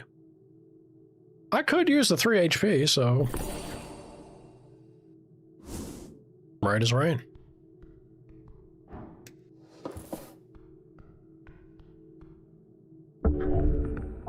Taking a step forward, you touch a thin cord. Something soft latches itself around your ankle. A contraption is now in motion. There is no time. It is a... Huh? Oh god. DC 16? Oh. Come on, luck, don't fail me now. Failed me. It tightens around your boot. With a violent tug, you're forced to the ground, hitting the back of your head on the steps. Ouch. Before you can even react, your entire body has been dragged over the edge. Flail and scream. You're falling, but not far. With a painful snap, your descent is stopped and... oh god. Seems like I'm in a bit of a pickle. You don't say. Well, thanks, Dex. You've kind of failed me there. Could have avoided this. How long can I hang like this? Not long. Your skull is pulling. Within minutes, you will lose control of your mind. Humans can stay upside down for approximately up to 10 minutes. However, major issues might occur after only half that time. Suggestion: do not stay upside down. Let's look at the rope. It's snarled tight around your boot. Should keep you hanging for a long time. You see how it's connected to a series of pitons wedged below and in the side of the stone walkway. Next to you is a hanging rock. It acts as counterweight. A terrifyingly efficient, yet surprisingly simple contraption. Whoever set this up is an expert. Oh, we dropped the DC quite a lot there. I could call for help. I think we got this. Dex failed me, strength has yet to. Boonga boonga. Yes. A final deep breath. You feel the numbness spread as you heave upwards. One gloved hand grabbing the rope, then another. Through sheer power, you pull your entire body weight upwards. climbing higher and higher until you roll over the edge. Get the rope off. Your fingers dart around your ankle, desperate to remove the latch rope. You rip it off and toss it to the side. Free. Safe. Alive. What kind of evil piece of shit makes a trap like this? Laugh maniacally. Your laughter rings out in an empty chasm below. You take a deep breath. Air fills your lungs. You are alive. Check the rope out. Extremely sturdy rope. Thick, soft to the touch. You do not know the name of this material. Must be exotic. For having a +1 in int, we don't get int success too often. At the knots, you see a series of burned-in letters. Someone's left a message on the ends of the rope itself. Behold, Bulba Slop? Bulba, the last of the Titans, fought against dragons in Virginia, died in a hazy swamp. His corpse spawned many monstrosities across the coast.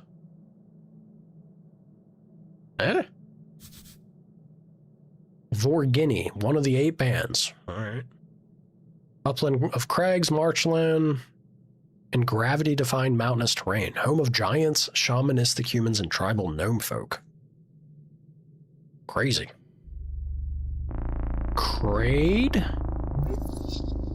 Creepy. I don't know what Crade means either, except for, like, Metroid. Surely he's not here, though. Or maybe if he is, then Samus would roll up and she'll save the day. I can only hope. Make my life easier.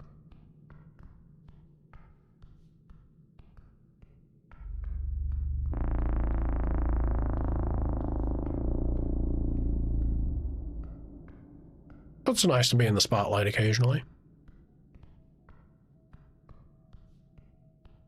I was gonna say, oh god, what is this?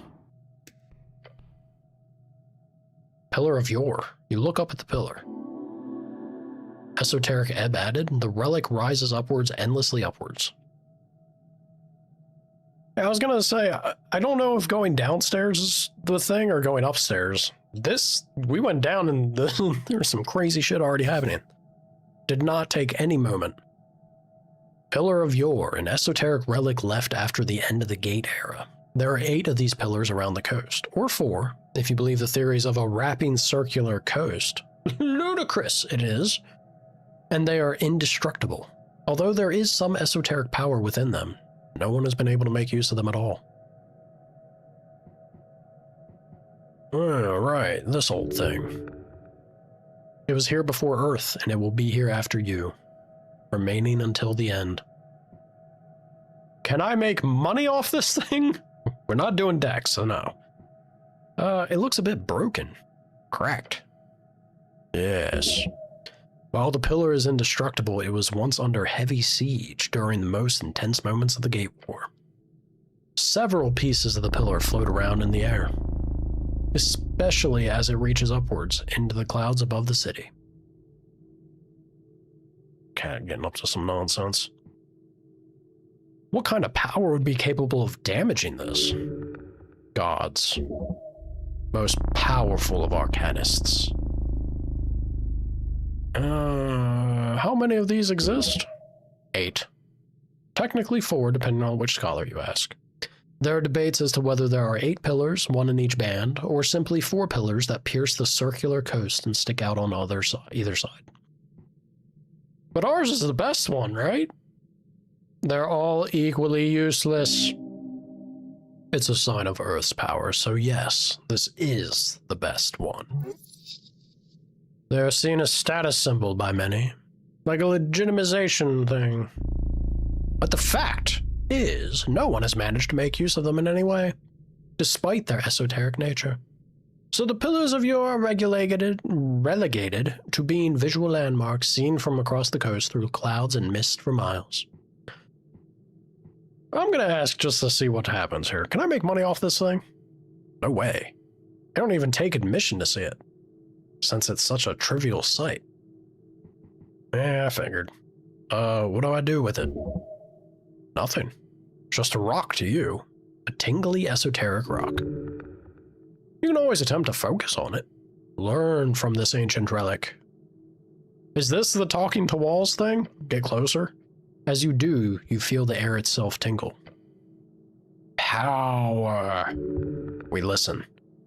He is speaking to you. Touch the pillar. I only got one good stat to my name. Time to pay off? You place your hand upon the cold surface. Your body quakes, standing in awe of this ancient object. How many battles do you think it has seen? How many deaths? How many noble sacrifices given to one's god or king or people? The thoughts stir in you a deep sense of longing. Perhaps one day you will join in that sacred sensation. Perhaps right now?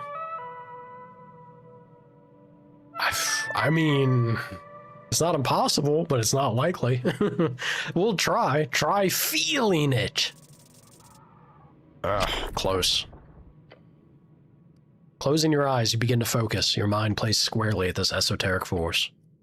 Your mind forms into an arrow, and you fire it forward, but it is repelled. Opening your eyes, your hand is no longer pressed against the cold surface of the pillar. You are instead holding it against your heart, shaking. This is wrong. Yes. Try again later. Whatever is whispering to you from beyond is more powerful than you imagined. Interesting. Everything but wisdom is kind of on board for it, but wisdom's like, this is not wise. Don't do this, actually. I don't know, you were supposed to be the stat that wants me to talk to walls. What is? A shard.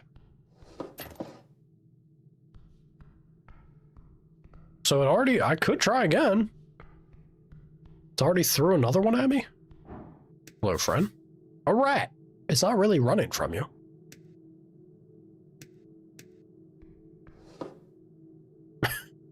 It T-poses? It's just a T-posing rat. A white rat. It acts shyly, but approaches you nonetheless. It looks like it doesn't really want to get grabbed by you, but it also doesn't fight it. Instead, it just follows along, sort of not very happy with the situation, but what can you do? Well,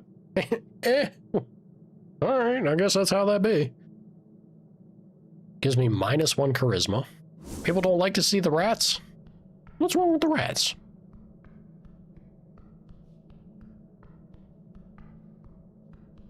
I'm tempted to try this again. I don't... Because now that I have a second shard, right? It's alright.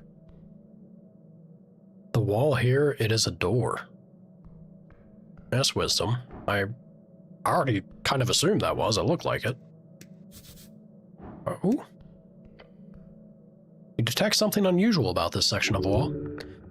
Specifically, the ornate skull. This is a doorway. Run our hand along the surface. Your gloved fingers trace the stone. Smooth, cold, ordinary. But wait. One section feels different. Slightly warmer. A tile distinct from the others. Push the tile. There's a click. The wall shutters and slides open. All too easy. The heck is this? 5 XP for revealing a dark passageway. Cold air rushes out. The smell of old stone and dust, and something else. Death.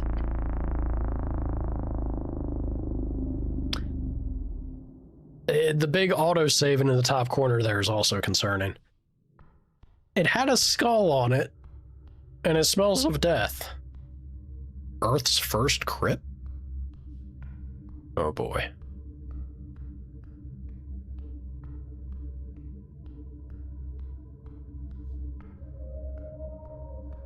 Hello, rat friend. A rat. It's barely moving amongst the skulls. Come here, little black rat. A black rat. It glares at you ominously, but otherwise doesn't even try to fight as you grab it. It's clearly given up on any kind of self-preservation or happiness, or hope for societal improvement. Or maybe you're reading too much into it. No, I think that's accurate. If a rat's gonna T-pose, there's gonna be a reason for it. Clearly, that's the reason.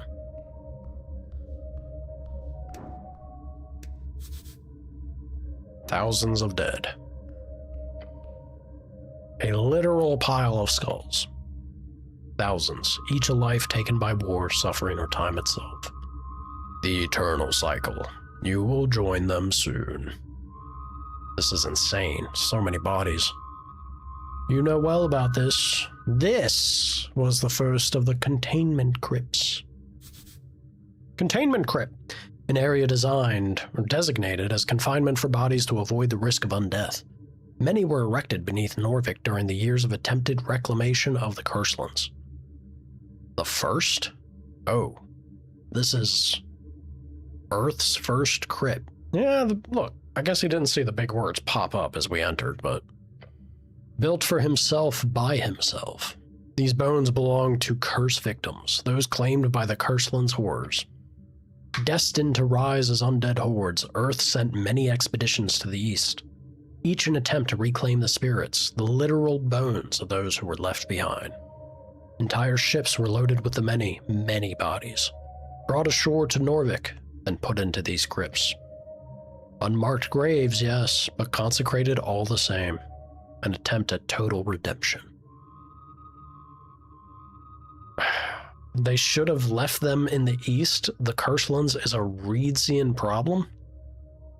Earth did his duty, doing his best to cleanse the world and free the spirits of his fallen people. Putting them all under the city was a pretty ballsy move. I mean...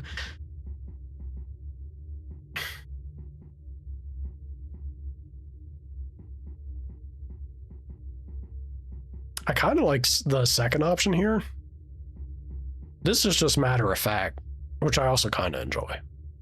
That's a ballsy move, Earth. What if they all got up? It was. And as you can see, it was a success. These bones do not move. They are not held in the crazed vitriol of negative necromantic energy. They are at rest, even in this horrid state. I'm gonna watch them carefully. They do not move. Watch them carefully again. Third time's a charm? Alright. These are all people who died in the Curselands? Yes, the greatest tragedy of your people. And this is how they ended up, simply due to the issue of numbers. There were too many bodies to give proper burial rites to each of them, even after burning the flesh. Since ocean or river burials are even more problematic due to the horror issue, this was the best option.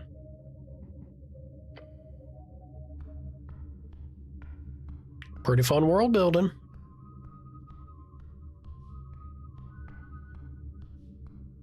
A horrid noise in the dark.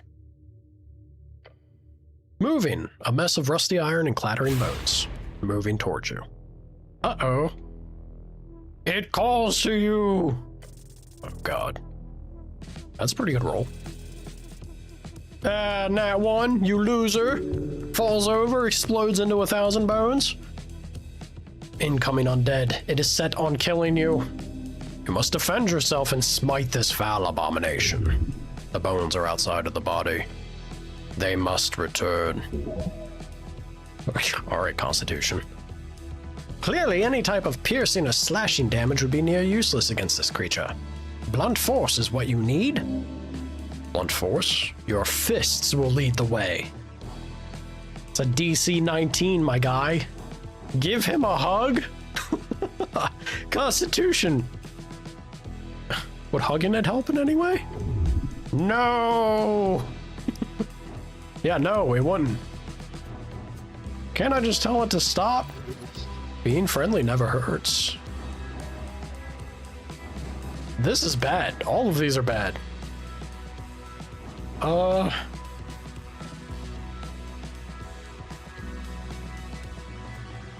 do I... Okay, like this. I feel like I should Shield of Faith here.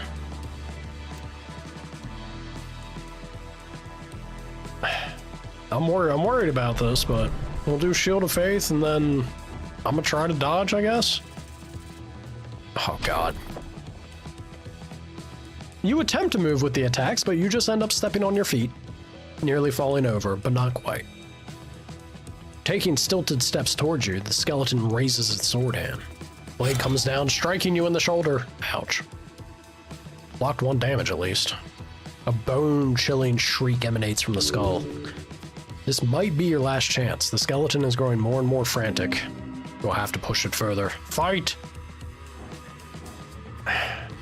Look for a weakness. DC of 21? My god. It's my best stat. Oh! What do you know? There! As you move around it, you spot an arrowhead jammed in its spinal cord. Pull it out. With a single tug, you watch as the structure of this bony apparition completely collapses. As the thing's shriek fades, ribcage and skull fall into itself. The bones spill to the ground in a pile of dust and scrap metal. That's sweet victory!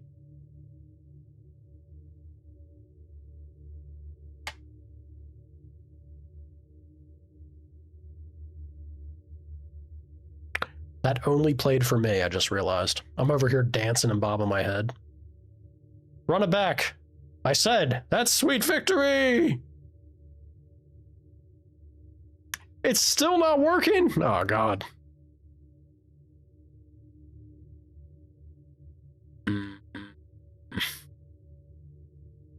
A rumph. A rumph, I say.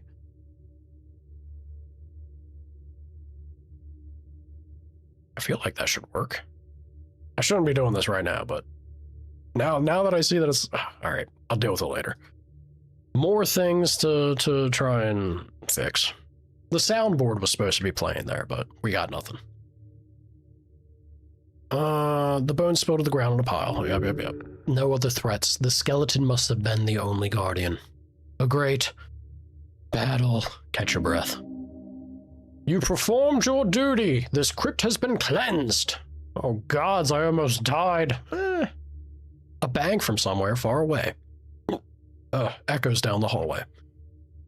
Shiver down your spine. Then the chamber grows silent once more. A scent of death still lingers. Kneeled down to the bone pile. Let's see what kind of loot we get. This was a great warrior in his time. You have honored him with one final fight. Say a prayer to Earth. Do something in between grave robbing and religion. Be apolitical! There's nobody around! But we stay on the path. Fair skeleton, I am apolitical if you weren't aware. Good choice, proud of you. Does that mean I can't loot him? Ruined armor, broken sword, but that helmet. But that helmet, though. Oh my god. Ooh. Taken from an undead in the city below, this helm was worn in the early days of Norvik by those powerful spell-slinging clerics who served Earth in his reconquest. It even has some glowing esoteric runes left on the inside. Berggrunden Skakar av Ermak, Du Trollkar of Earth, Ma Marken for Ev de Varadin. Yes, obviously. So can I... Oh, I sure can. I don't know if that's the move, though. I mean, it's great. Maybe it is. It bumps my constitution, my intelligence to be a +2 suddenly. It just hurts to see that charisma be -2. We are not going to do well in conversations. But they don't understand. I'm an empath. I understand their feelings. I just can't communicate it well.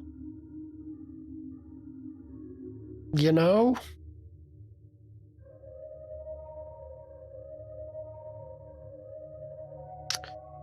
Yeah, I suppose. Our dexterity and our charisma are our dump stats. That hurts. That hurts the heart a bit, but so it goes. The first tomb of Earth. Crazy. This is it. This is the first place his body was placed 27 years ago. Your lord, your master, your god Earth. Fallen and exhumed like his city. To see it in such a state, shake in anger. Yeah. Let's roast his city. Watch closely. This is how every divine dominion ends, with the cracking of an ugly tomb. This place is still holy, consecrated. Despite this, horrors still walk the grimy tiles. Earth's traces still linger here, as it should. That also looks like a morning star right there. Could be pretty good against the undead. Let me eat another mushroom. Consume. Yes, very good. A mace? Actually drops my strength. You reach for the mace. It's a mace of terror. Uh-oh. It is cold. Colder than iron permits. The metal feels wrong. Grip it hard. As your gloved hand wraps around the handle, a chill runs up your arm. It's cursed. Not just cold. Something else. A presence. Wait. Nothing. Just the empty crypt. But you saw something in the corner of your eye. A figure. Watching. Let's just look at the mace again. You look down at the mace. It's ornate, well crafted. Yet, your body seems to fail when you hold it. Something is very, very wrong with it. What? Is it cursed? Did I just get cursed? No, it's there. Again. The figure. In the periphery. Watching. Spin around! I don't see anything in the world. Nothing. Gone. But you know it was there. You felt it. Try to put it away. You move to secure it on your back. The presence fades slightly. It's still there, but weaker. As long as you're not wielding it. Damn this. You find this lovely weapon, ready to take on the city's foulness. And you simply cannot wield it? The horror, like some unfleshy ghast come to haunt you, is too great. Keep it sealed. Keep it close. The spirit watches. Gulp.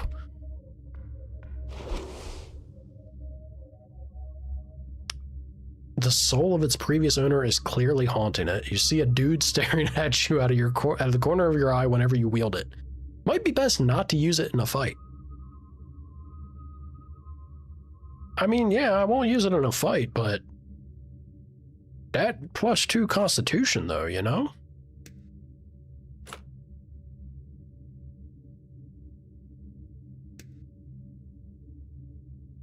It's kind of fun. Damn shame that it's cursed and drops my strength. But, I guess with the proficiency, having, you know, the +2 is not bad. It's pretty okay.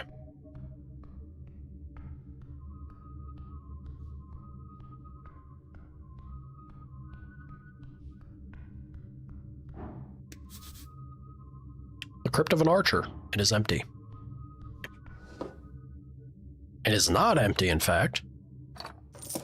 Don't mind if I do.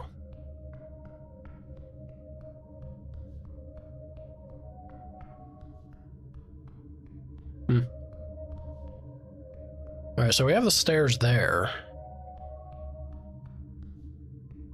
And these just come back out. Yeah, I guess we'll take the stairs then. These go far up through Tolstad. I'll need some type of key to go up there. Maybe a crypt key? Alright, game. Alright. I don't think there's anything else that I could find here.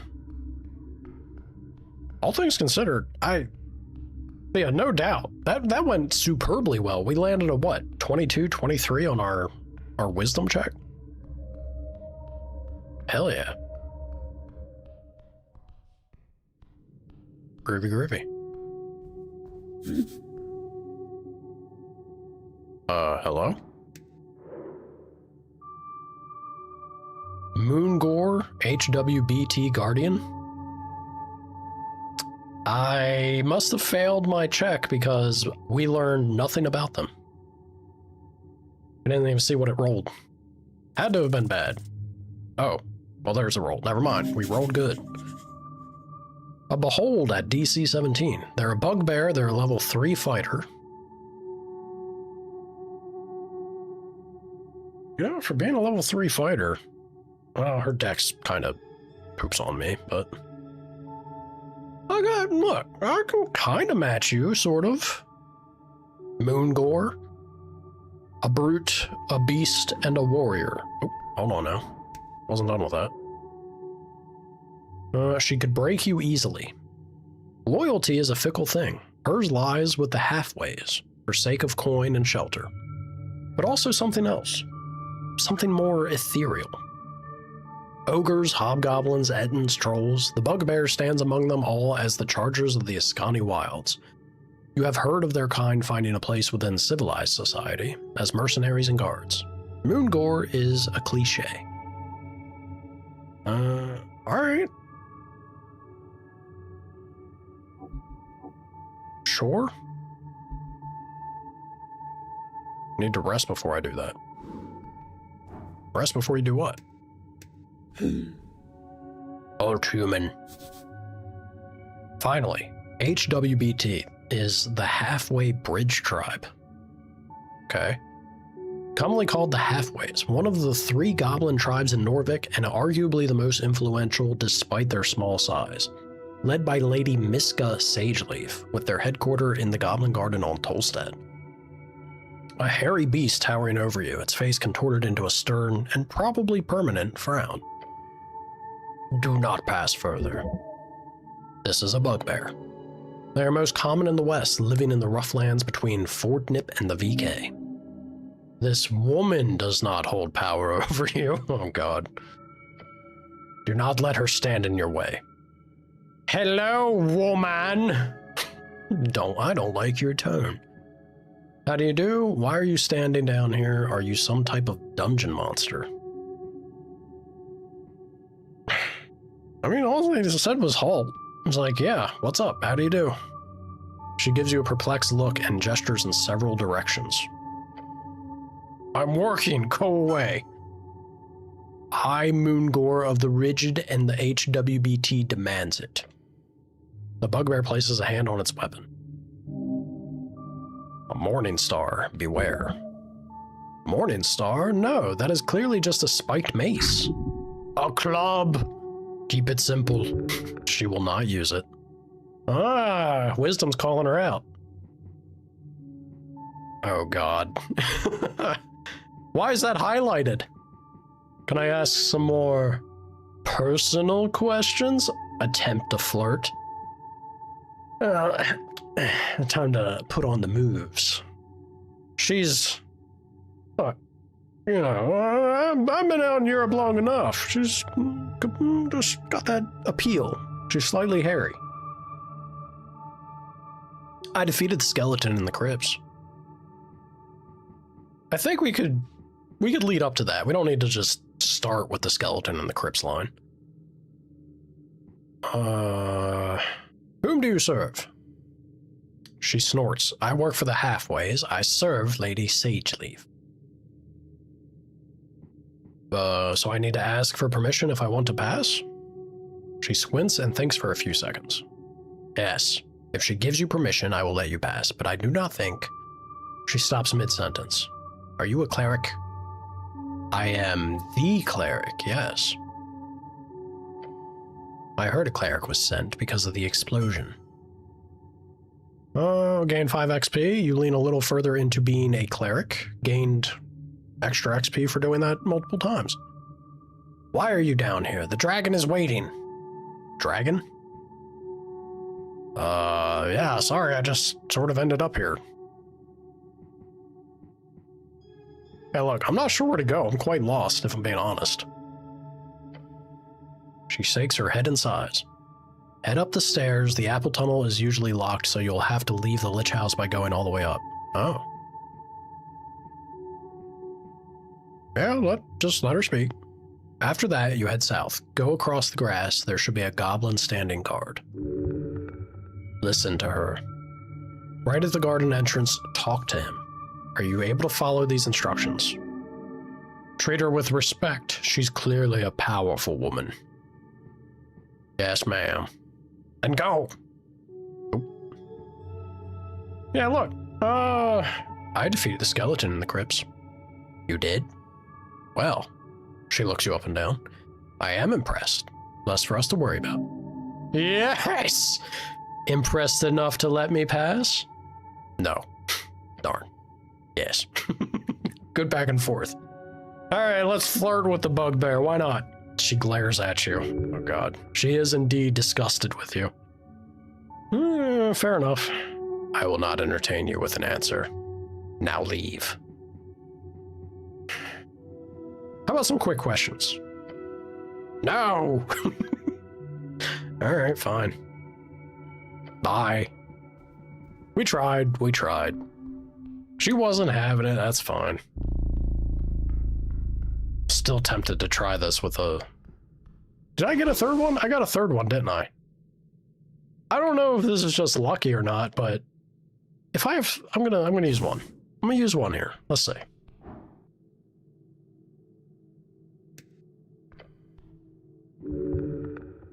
Touch the cold pillar.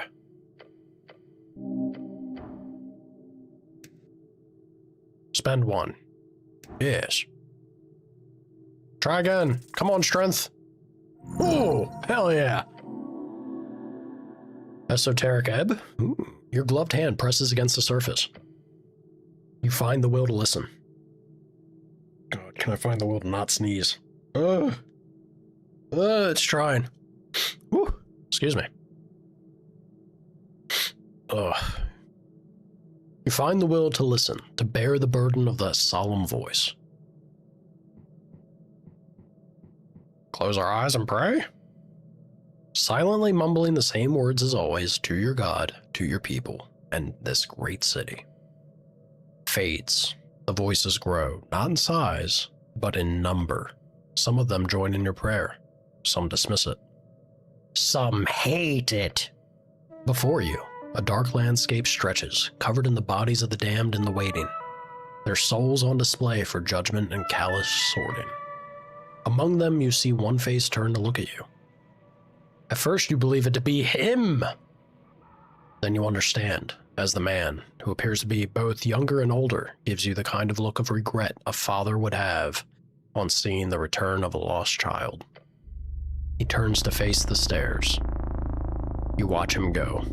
Again. Your heart is racing, blood pumping. You get a grip. The vision has faded. Whatever you saw, it quickly disappears deep into your skull. The pillar does not whisper here, it screams. Go down, further down.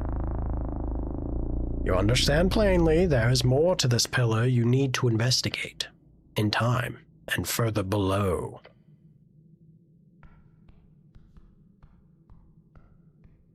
Okay. Interesting exchange there.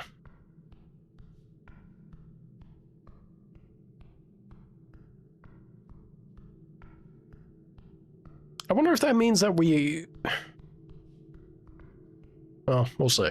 It strikes me as if we got kicked back from the dead, I guess, by Earth, maybe? Or had to have been another one of the gods or something. I don't know. Oh, tell me to go down. Wait a minute. Should I go down or should I go up?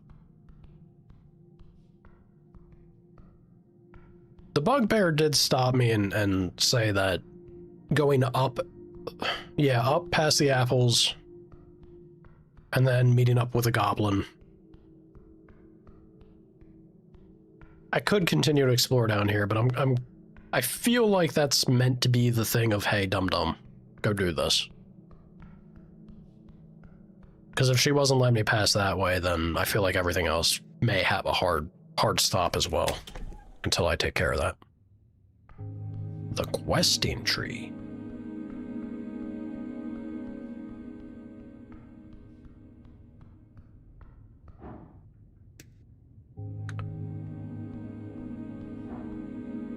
Can I do...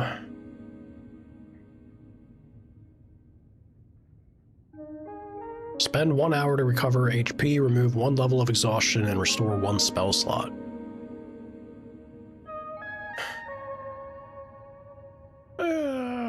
We do have a level of exhaustion, don't we?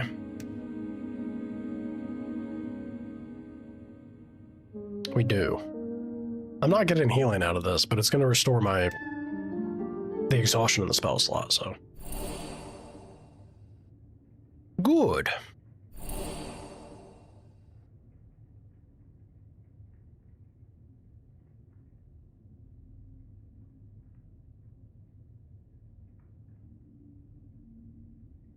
Groovy, groovy.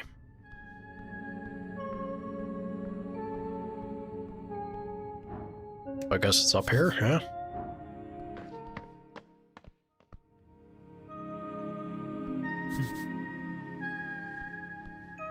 Good morning, cleric. Hello, sir. You have a very yellow uniform on. What is this? Mushrooms. Probably edible. I'm gonna take that mushroom. What is this? The red eye of Earth. Yor left his mark across the bands. Today, it is a universal sign of magic. I see. Viskin, local mortician. Behold! Oof. Human reads folk. The pale man handles corpses in a basement. A typical self-employed city contractor. All right, didn't get a whole lot from that, but I suppose that's something. Pale man sits hunched over a stack of forms, busy at work, his pencil slowly filling out line after line. On the top paper, you see an icon of a serpentine drake. A great perch. These are official documents of the city. Great perch, the drake-like sea creature found along River Torna. Earth was known to tame these creatures, and eventually the great perch became the symbol of his great city. River Torna, the second longest documented river along the coast, splitting the band of Ascani in half. Okay. Up and about, are we? Wonderful. I am Viskin, local entrepreneur and proprietor of this lich house. It appears you don't really belong here, but if there is anything I can do, cleric, just let me know. He smiles at you. Yet his eyes say something else. And his voice is familiar to you.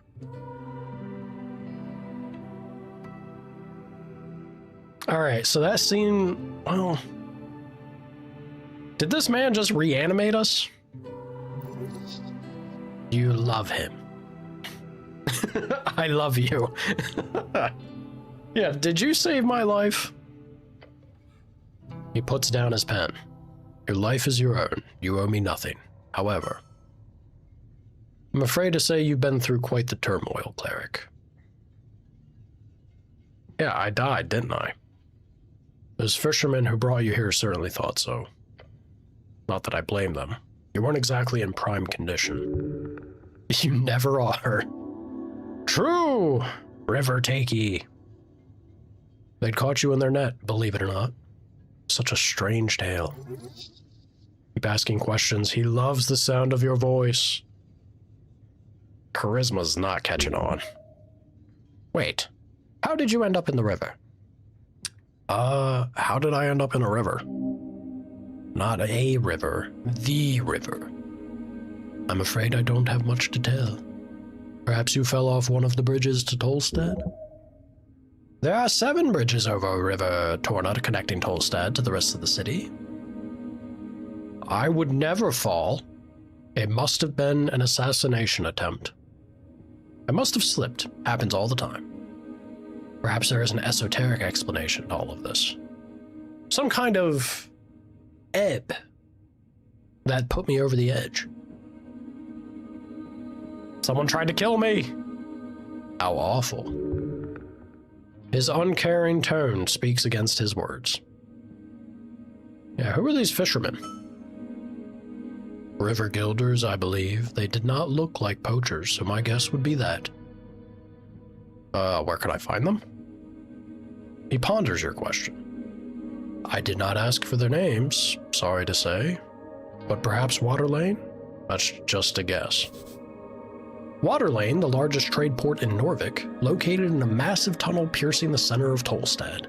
It is a so-called marvel of dwarven engineering, and it's the reason so many people commute to Tolstad over the many bridges, considered as one of the great crafted wonders of the world. What do I think of the story at this point? I mean, I don't really have too much to say other than it has the signs of like a very well thought out and developed world. It shows the signs of like a great tale, right? They've clearly put in a lot of work to flush out the world at large. I don't think a lot of the things that we've had information on is going to be anything that no, maybe I'm wrong. But my assumption is that we won't interact with a lot of this stuff that it's flushed out and developed for us. But if they're doing that, it's because they care. They put in the work and the effort, and they've tried to really create a flushed out world. So those tend to be the ones that, you know, maybe be a little more impactful than not. The writing? I think it's charming. I think it's quite good. But it's also very early on. Because what? I've only, a couple hours? Oh, we'll see. I think it's too soon to really say or have an accurate finger to put place on that. I think that's more of a question on y'all's end. What do you think?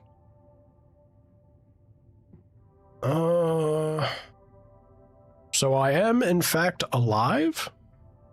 The pale man stops for a moment. He looks you up and down. Yes, I believe you are. I have some other questions, I think. Do you now? Oh my god.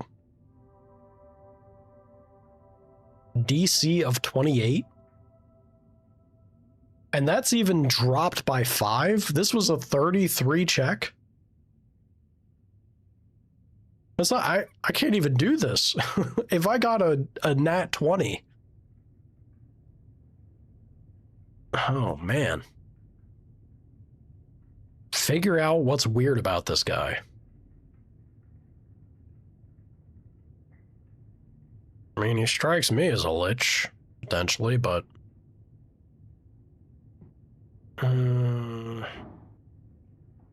that's wild. Yeah, impossible. Very curious. Womp womp. You glare at the pale man, who keeps working on his documents for approximately 2 minutes. Eventually, you feel stuck in your thoughts. I don't mean to imply I know more than an honorable Earthguard member, my good cleric. However, you must certainly have more important things to do on a day like this. He's correct. Maybe you can get back to this later. Some dice checks are locked on failure and can be attempted again later. Yes. But a roll with a very high DC should probably be lowered before attempting again.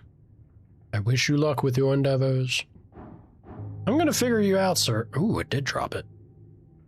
That's kind of fun. I wonder if that's the way it's supposed to be structured. We just keep coming back to try and figure this guy out. The payoff will be, he's just a mortician. Yeah, there's a zombie in your basement. Oh, how quaint. That's not an appropriate response, sir. No, an undead abomination right below. I understand. More closely connected with the city below, the undead seemingly wander as they please. City below, short for the city below the city, a phrase used to describe the incredible amount of tunnels and ruins below Norvik. Lots of monsters and stuff down there. Also riches if you delve deep enough. The city below the city, the vast ruins found underneath Norvik, most define it as the part of the city not yet civilized, although there is a legal definition set in place for each individual district. However, I will have to take this up with Lady Sageleaf. I pay good crowns for HWBT protection. He's lying through his fancy teeth. Wait. No, I don't actually believe you. What do you mean, cleric? He must be punished. I don't know if attacking him's the move. You're a criminal harboring zombie workers. You need to be punished. Prepare to attack. That's not the move. The zombie is clearly working for you. That is illegal. You're doing something weird here. I don't like it one bit. How much do I want to, like... Do I want to be the cop? Am I wandering this land to enforce the law? I think we're just going to be more of the adventuring sort. If we're leaning into this whole silly, I'm apolitical, and then figuring out the, the more esoteric vibes that's going on, I think our character is going to be a little more on the vibey side. It's weird, man, and I don't like it. I greatly apologize for putting you in this situation. It is my neglect that led to this undead creature entering the tower. I will make sure to tighten up security in the future. This isn't Ost. We'll do a clean sweep of the basement this evening. Get ready. Wow, that's a funky little fellow. Chief of Security. The kobold gives a screeched yell. Yes, master. I will also make sure to report this both to HWBT and the militia. You're clearly doing something shady here, so... Of course, I'll be sure to ask for a thorough inspection by the PCG. Pest Control Guild. One of the oldest guilds in Norvik. They are supposed to keep monsters at bay and clean up any unwanted critters across the city. These days, they are so bogged down in requests from citizens in the city that they usually have backlogs for months. The Pale Man is twisting the entire situation. Smart. If there is anything unbecoming about my business here, it shall be uncovered and unveiled. Thank you very much for your service, cleric. It is because of great men like you that the city still stands. I'm sure a good word to your patriarch will assure a promotion of some kind as well. Especially with this great work you're doing on the tea shop. This... Make him quiet!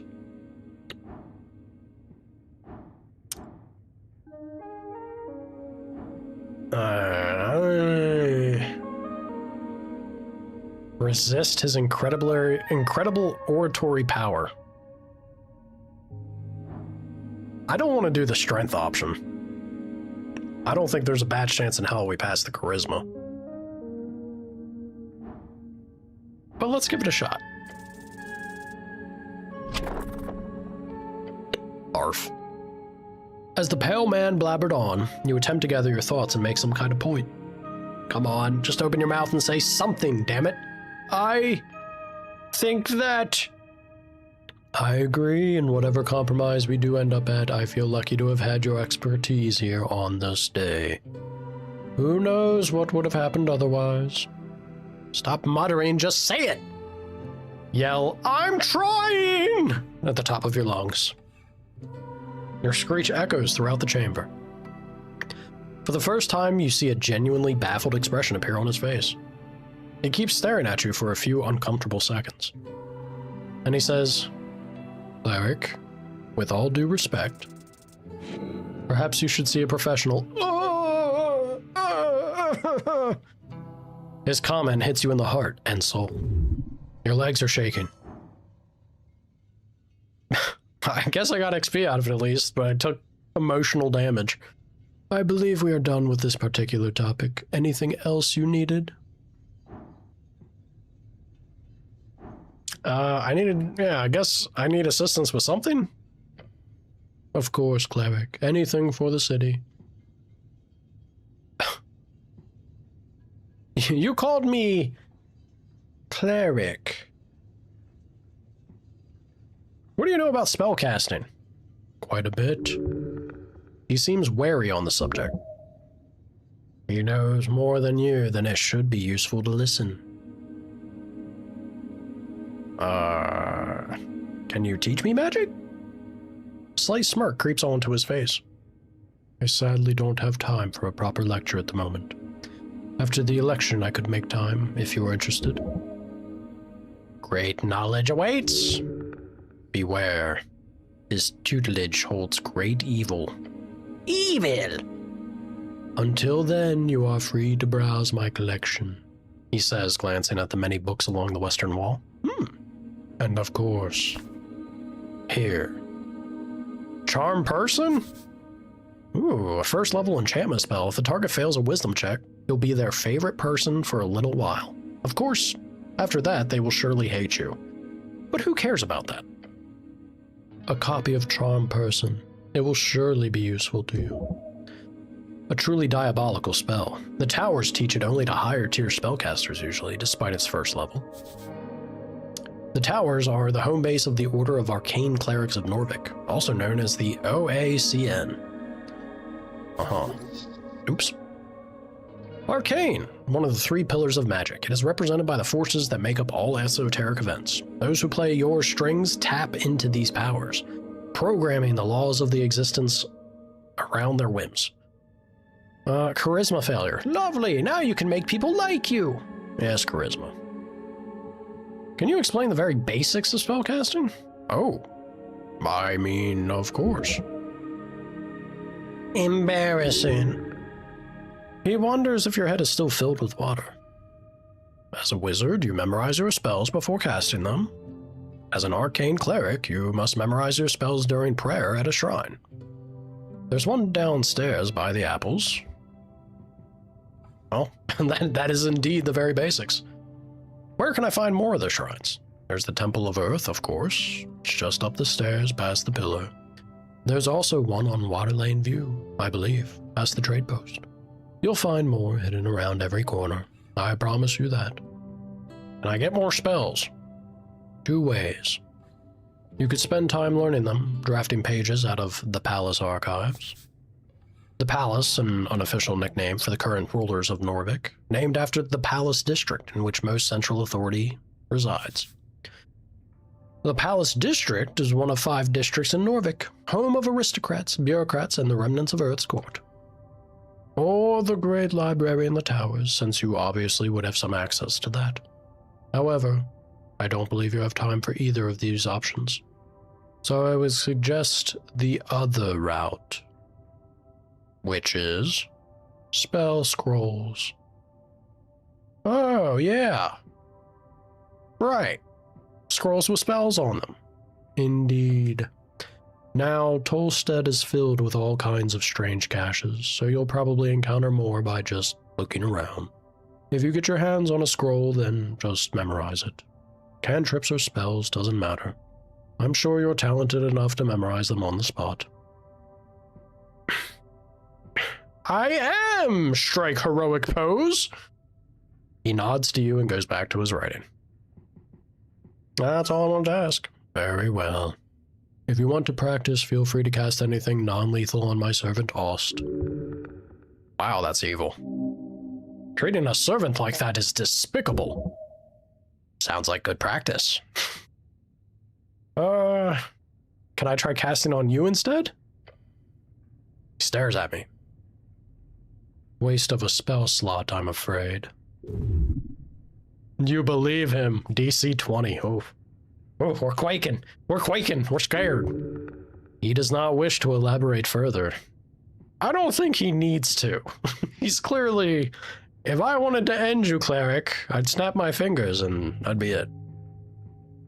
Yeah, you called me cleric, air quotes. I did, yes. I am the cleric.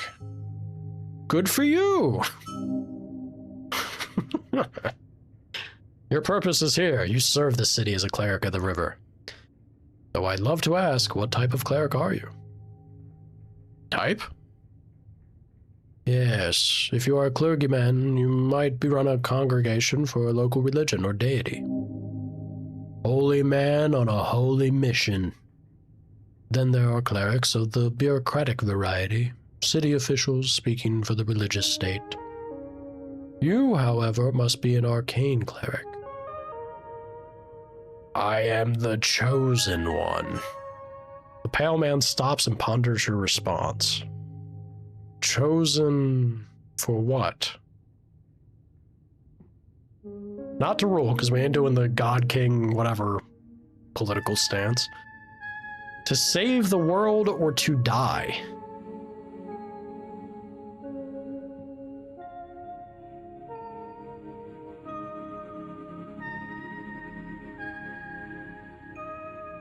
I'm trying to remember the opening.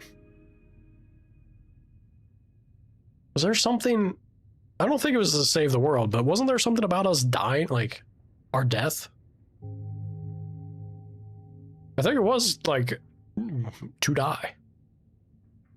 I'm just chosen to die, man. Been there, done that. Really? Good luck with that. Where do I go, dude? Your shaky voice makes you sound positively fortiviv, lad? Dwarvish word, meaning desperation, anguish, hysteria brought on from mental pain. I don't mean to tell you what to do, cleric, but there is a certain rumor that our local goblin chieftain is waiting for you. What rumor? Just common murmuring. Lady Miska Sageleaf is her name. She is down in the Goblin Garden. Of course you've... My God, we actually got a charisma pass? I think that's the first one yet. Of course you've heard of her. Lady Sageleaf is quite famous. She leads one of the 3 goblin tribes exonerated by Earth after the conquest. The name is spoken in both reverence and fear. Dragon of Tolstad.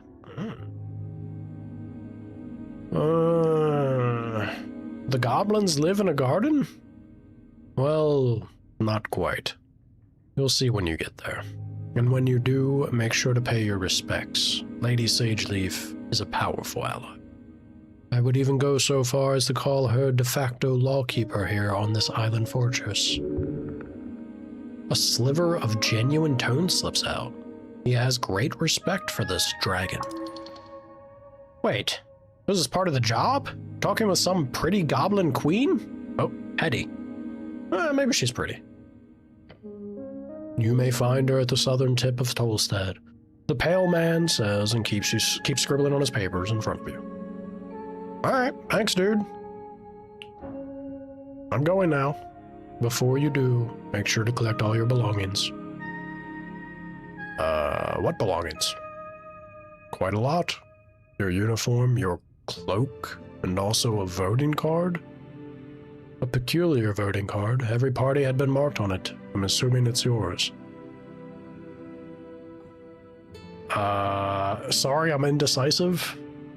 I'm not sure if it's mine. Maybe? Possibly? The pale man ignores your comment.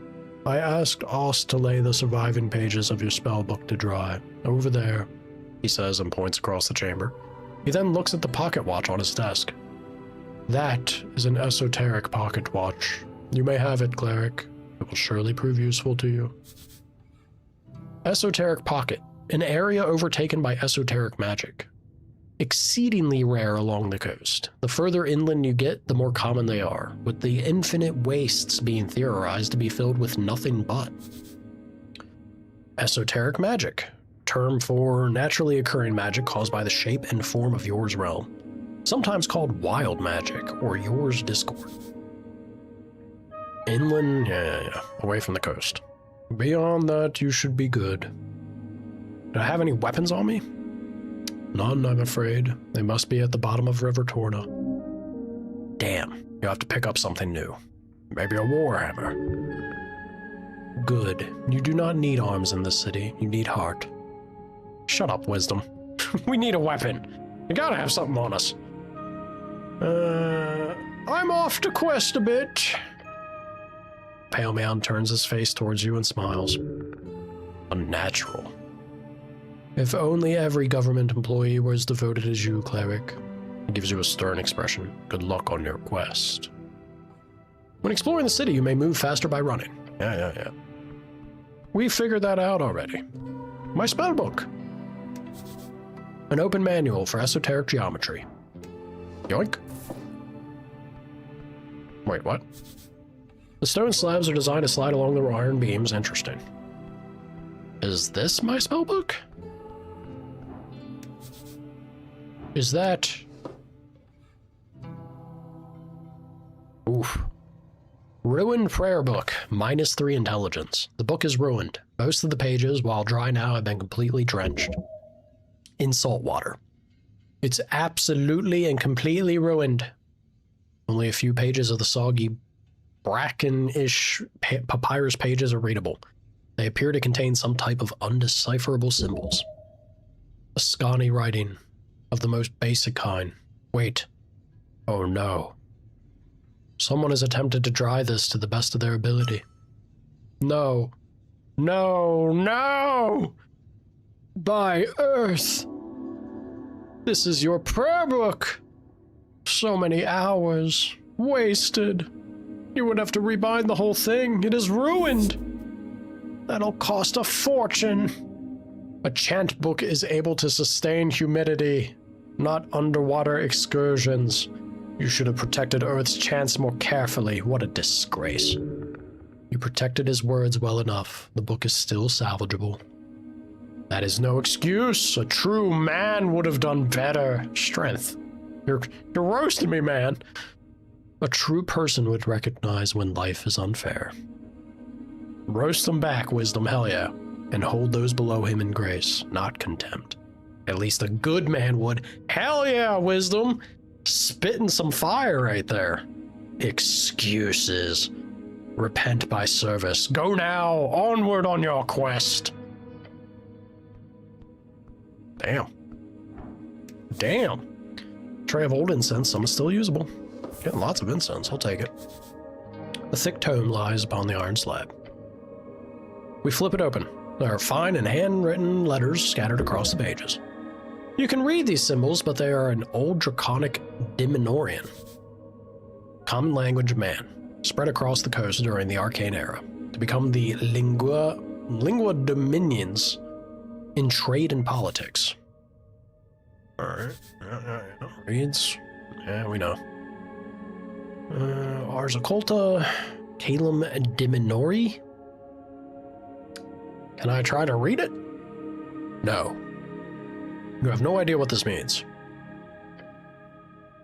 Old Draconic. Yes, the tongue of the Dragon Masters of Old Dimenor. Humans served them faithfully for centuries, before the Arcanus rose up against them. Right, I need to get my hands on comprehend languages. You do. It's highly annoying that you seem to have lost your memorization. Find a spell scroll. Maybe you could buy it somewhere? It's fairly common. I see. No, too much reading. So many books, basic manuals, arcanist histories, novels. Some of them stand out to you as classics. Could be useful to refresh your mind. The books taunt you bookishly.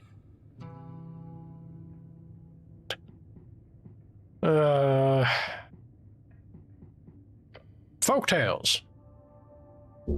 Many we heard growing up. Shapes reality for the mind. Yeah. Gnome and the Titan. Term for the gigantic creatures who first inhabited and shaped Yor's realm. This story always spoke to you, mostly because of the unlikely friendship between the two.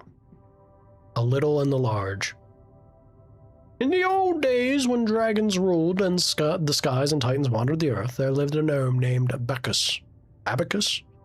Known far and wide as a half-wit. Whether by fate or folly, he often found himself in the oddest of places. And so it was that he stumbled into a deep valley of Askin. Oh my god. Oh my god. I don't... Alright. It's not story time now. Oh well, give me XP. To think that the coast was filled with these beasts of yore at one point. They reigned harshly and wildly, but it's not hard to see why some preferred their chaotic dominance to the tyranny of dragons. Oh god. Losing all my lights. Uh-oh. Technical difficulties, y'all. Thricklam Chum. Who dares bring fire to where none should come? Yeah. Poets and he barely knows it. A wonderful little tale. About the little and large. Wax about friendship sparked between the Eldritch Titan and the silly little gnome. Yep. Okay.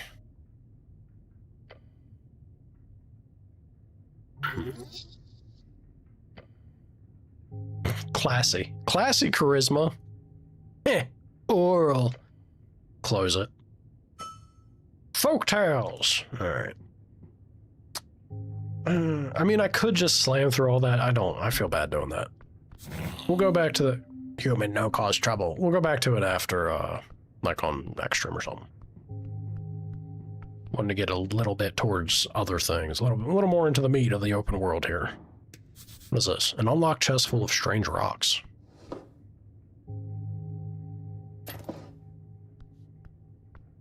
Just have that?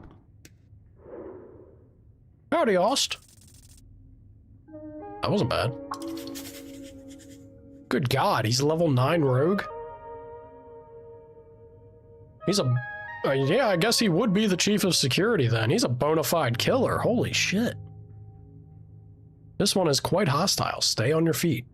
His expressionless eyes seem to keep watch at all times. He's obviously determining where to strike for you to die as quickly as possible. How humane. Usually kobolds are only dangerous in large numbers. This one appears extremely deadly on his own. Beware. Wow. I really did not expect him to be a force like he is. That's genuinely a spooky kobold. How you doing, sir? Wiggling his little clawed feet, the kobold follows your every move with cold, unflinching yellow eyes. Even the small blade can fell a giant. Watch out for this one. Master say you behave. You're adorable, you cutie patootie. Kobold glares at you. Complete and utter annihilation. The aura of a conqueror, a killer.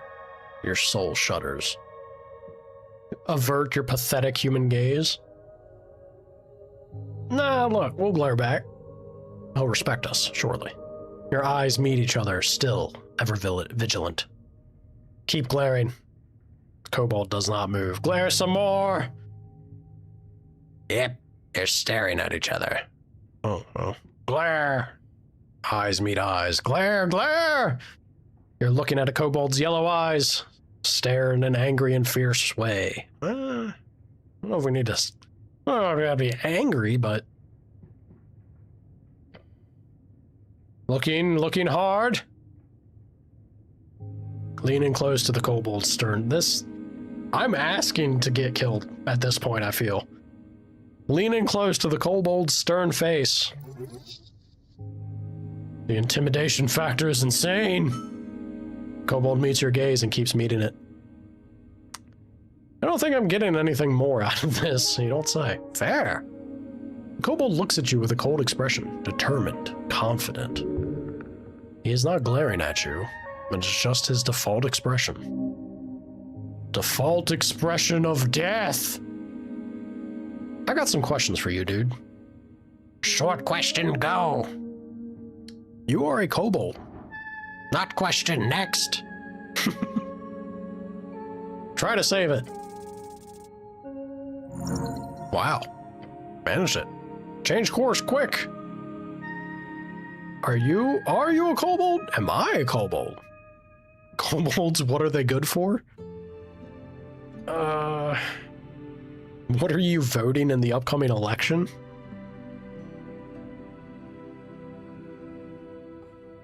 That's kind of fun. Angry human party. Good choice, little guy. But they hate kobolds. Party of Norvik, really? Yes, they do good. Strong men lead. Bright tomorrow. Shocking, perhaps. Although it takes a special kind of creature to vote in some kind of pragmatic selflessness. This is a good kobold. Very good kobold. You're a good boy. Thanks, he mutters, his words oozing with disdain. Genuinely surprised? Yeah, alright. You're a smart little dude. Am I a kobold? No. Do kobolds exist? Yes. Are you a kobold? Yes. Better than nothing, I suppose. Okay, sweet. Alright. Human done with question. Kobolds, what are they good for this? Oh, God. Really pushing my luck here. Many things. Shooting human for one. Oh, I appreciate the restraint. That's my single question. Okay. How'd you get this gig? Not gig. It's not a gig? I am devoted servant for master. You're angering the kobold. Keep going? Why keep going, Strength? Why does Strength want to egg him on? Just to try and, like, big dog him or something? He would annihilate us instantly.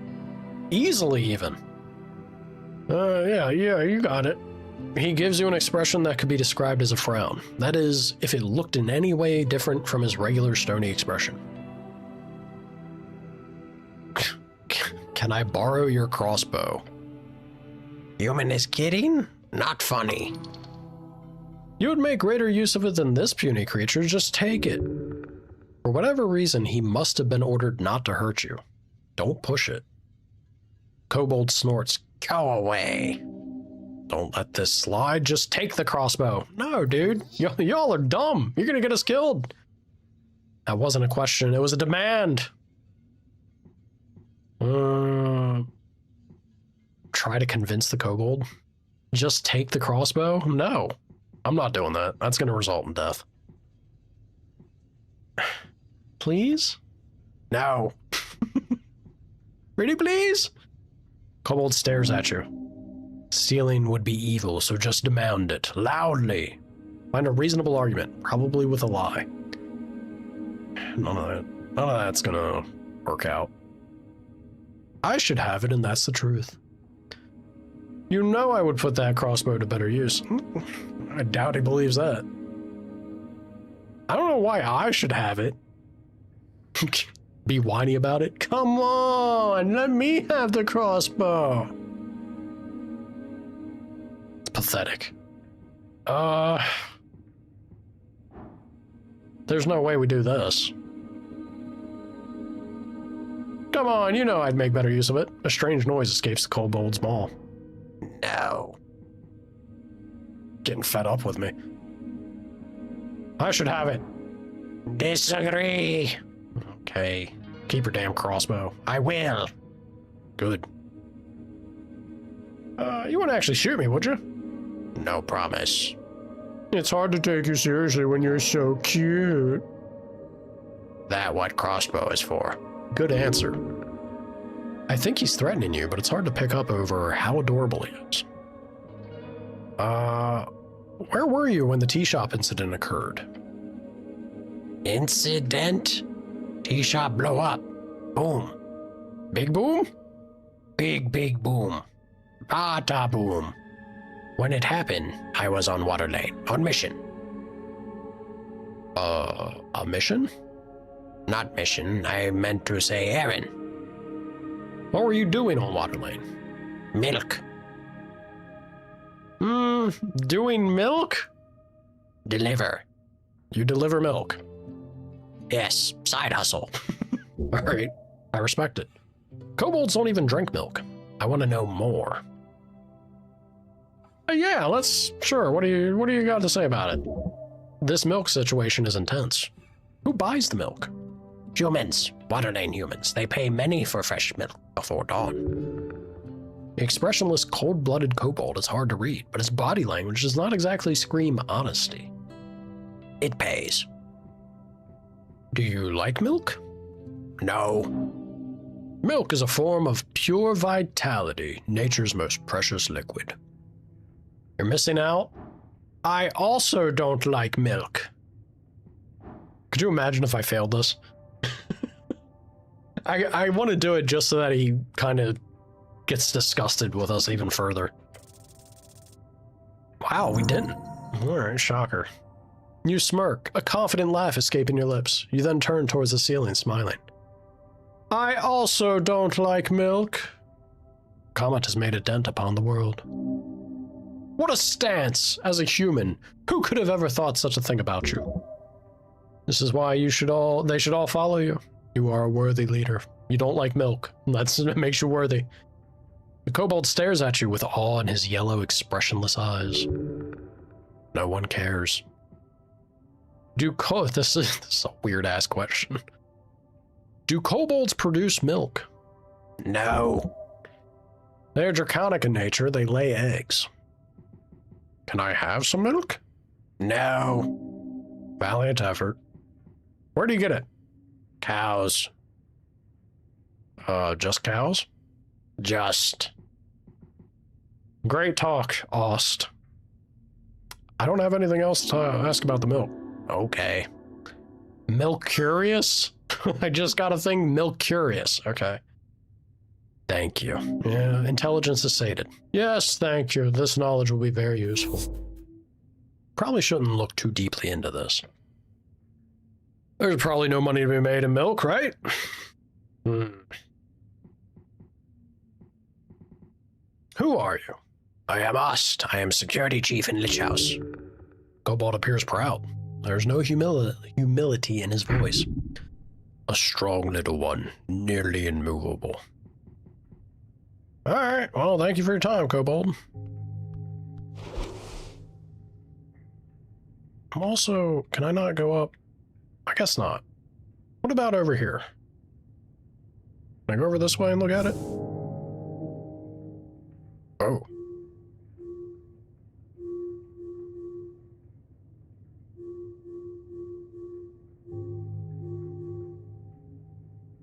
Interesting.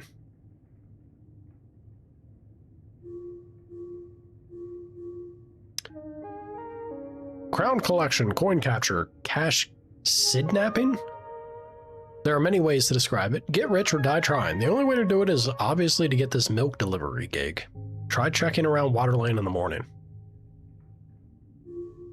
Actually a thing. Look at this. There's a gauge on the other side for your political alignment, I guess. And then your class alignment. Fix your ruined spellbook. Yeah, I'd like to.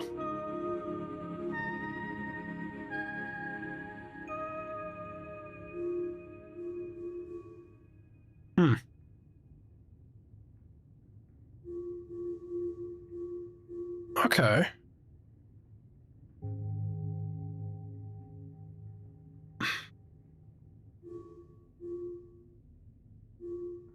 Interesting little, like, tree layout here of this.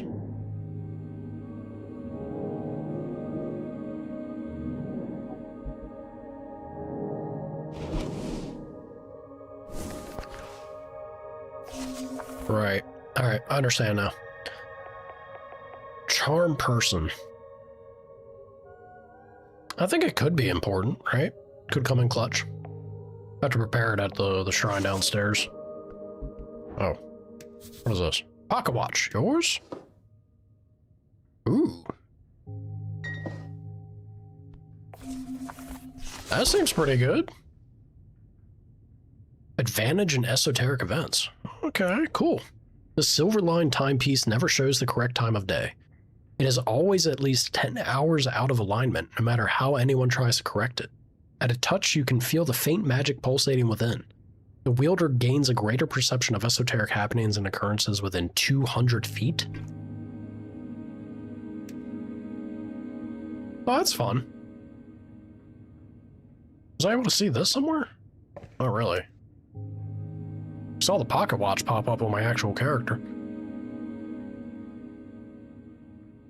It'd be nice to be able to fix this up. I don't know if that'll happen, but... So what am I doing with these rats? Maybe gonna relocate them. Give them a better home or something.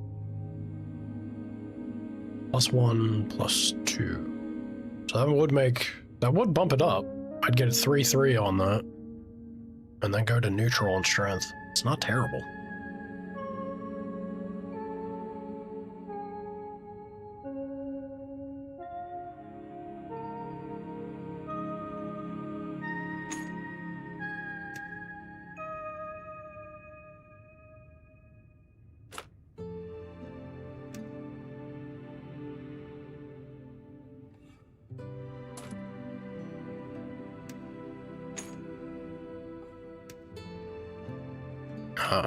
For some reason I was thinking intelligence. It's wisdom. Not enough to get wisdom up. It does bump constitution, but I don't think I need +3 to constitution. I'd rather keep the strength. Once again, -3 HP. Seems to always be happening. Even colder below. Let's go down. Let's go down and get Charm Person. We'll at least have all of our spells there.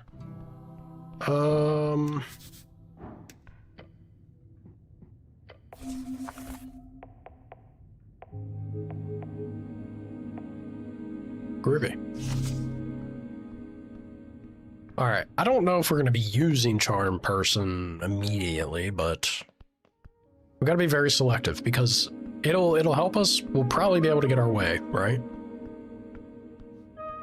But then the person we hit with it is going to become our enemy ever after, so be a little selective with when we're casting that. So zoom out a bit. So are those the only books? I thought he was saying stuff over here I could look at to maybe learn some more spells or whatnot, but I guess not. Oh. Your fate one day. Well, thank you, game. Nothing like the harsh reality of mortality. Yeah. Alright. Voices upstairs and the smell of salt. Alright. Nothing to it but to do it, I guess.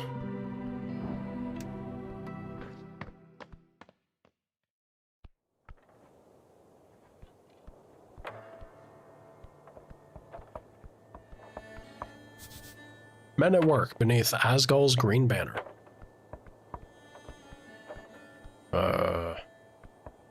Can I help you, dwarves? Something's inside this old vase. Ooh. Vase, we've got some incense, thank you. Can't speak with you? Speak with you. And you. But no one else, sir. Alphas? Oof. Dwarf exile. He stands by his ideals with gut and little else. Okay. Simi and the boys. Dwarf exile level 2 factory worker. Devoted to Asgul. Gives everything he has to support the cause. A second son kind of person. Lives in the shadows of greater men. Let's see. Around the amphitheater scene, you see a number of dwarves. Hard at work. Excuse me. They're constructing a banner of some kind, carrying a bright green flag. The banner of Asgul, the Fool. One of the dwarves stands to face you with a furrowed brow. He appears to be in a staring contest with the orc on the other side of the theater. Oi, Mr. City Man, he calls out as you approach. We've made it clear already, we're not moving, not one bit. Shoots you a shit-eating grin. This dwarf gets extreme pleasure from telling you to fuck off like this. That's no way to greet the cleric of Norvik. Oh, is that so? Guessing I'm supposed to grovel. That'd be nice. How's the ebb going? It's very D&D. It's very D&D in like the Not in the Baldur's Gate 3 way, because that Baldur's Gate 3 is kind of like the action movie presentation of D&D. This feels much more like traditional approach, at least so far. Lots of stage dressing, lots of world building going on here. But what's up? How's it going, Sana? Look, that'd be nice, thanks. The dwarf glares at you. No, I don't see why I would. You hear the other dwarves laughing behind him. Nothing illegal going on here. Nothing at all. He's only saying that because he's had to defend himself quite a lot lately. Wait, that must mean he's doing something highly illegal. Stop him! Nothing illegal, huh? We have the papers, nothing illegal at all. A half-truth. They are both guilty and innocent, just like you. Constitution, you gotta stop that. Getting your lunch break, so you wanted to watch a little? Well, howdy, howdy. One of the older dwarves spits on the ground next to him. You even know who you talking to, child? This here be Alphonse of the Ban Embers, a foreman in the Asgolus movement of Norvik. Foreman, one of the leading members of the Norvik Asgol Council. And the council is sometimes called the NAC. This is the group of foremen, or forefolk, guiding the Asgol movement in Norvik. They lead workers' union movements, Asgol rallies, and the entire Asgolist Workers' Party. He's done more good than all of you Earthguard combined. A true speaker for Asgol. Damn, that's a lot of good. Simi exaggerates. He gives the older dwarf the stink eye. I'm also not in any way proud of my heritage. Nobility is just a poisonous hierarchy. Typical talking points. He grins. Just wanted to make that clear. You boys setting up a play or something? A play? He spits on the ground. We're holding a rally for the cause. This evening, workers across Tolstad will gather to hear the word of Asgol. He turns towards the orc. And no one's going to stop it. You hear laughing come in from across the theater. Papers, Alphonse. He grumbles and turns back to you. So, what do you want? You seem a bit stressed. No, you don't say. So, it is forenoon. I get the lads together, and when we arrive, that accursed woman is standing there. The dwarf shudders. She starts complaining. He reaches for something in his pocket and takes out some documents. We show her the papers. And the papers are no good, she says. Bah! Circle-square conflict added. Real convenient, I say. No, there is nothing wrong with these papers. We are in our rights to speak out against tyrants and burgers. Boogers? Boogers? Beauregard, the craftsmen, merchants, and notable higher-standing citizens in comparison to those of rural roots. They are. Bureaucracy. Check the papers. Surely the dwarves screwed up somewhere. So she's wrong about the documents. Of course she is. She's a liar, that one. A filthy liar. Alphonse nods and grunts. He knows she's right about the documents, but doesn't want to admit it. Isn't it a bit macabre to hold a rally on top of a morgue? Morgue? Dwarf grumbles to himself and glances over the Lich House stairs. I thought it was a dentist. Fair assessment. No matter. The Asgol movement is not afraid of death. You hear laughter from the orc behind you. Big words, Alphonse. The dwarf grits his teeth. Damn orc. What's this rally about exactly? He grunts. Guilds. For decades there's been collective bargaining between Norvikian workers and the city guilds. Say what you want about Earth, but he kept a tight leash on the upper class of the city. Blessed be his name. Yeah. But look, it ain't the same since his death. The Free Striders have burrowed into every damn power structure, from paper boys to bookbinders. In less than a dozen years, salaries have stagnated and prices have gone up. They said free striderism would make a city rich. I say it makes its people poor. We need change. So you're here to convince a bunch of Tolstad workers to vote for the Asgalis party? More or less, yeah. But it's also about the spirit of community. Together, we can fight against the purchasers of our labor. Alone, we are as brittle as a twig. In the older dwarf pipes up. A twig in the wind? No, that's not good enough. How about as brittle as a boar with rabies? That's good, right? He shakes his head. No, that's nonsensical. How's this character creation at the start similar to Disco?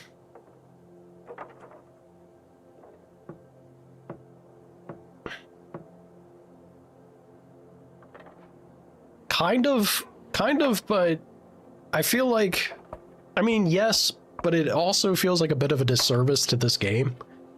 The creation at the start of this game does an excellent job of immediately giving you an impression and feel of the humor and the style of writing and presentation I think this game has overall.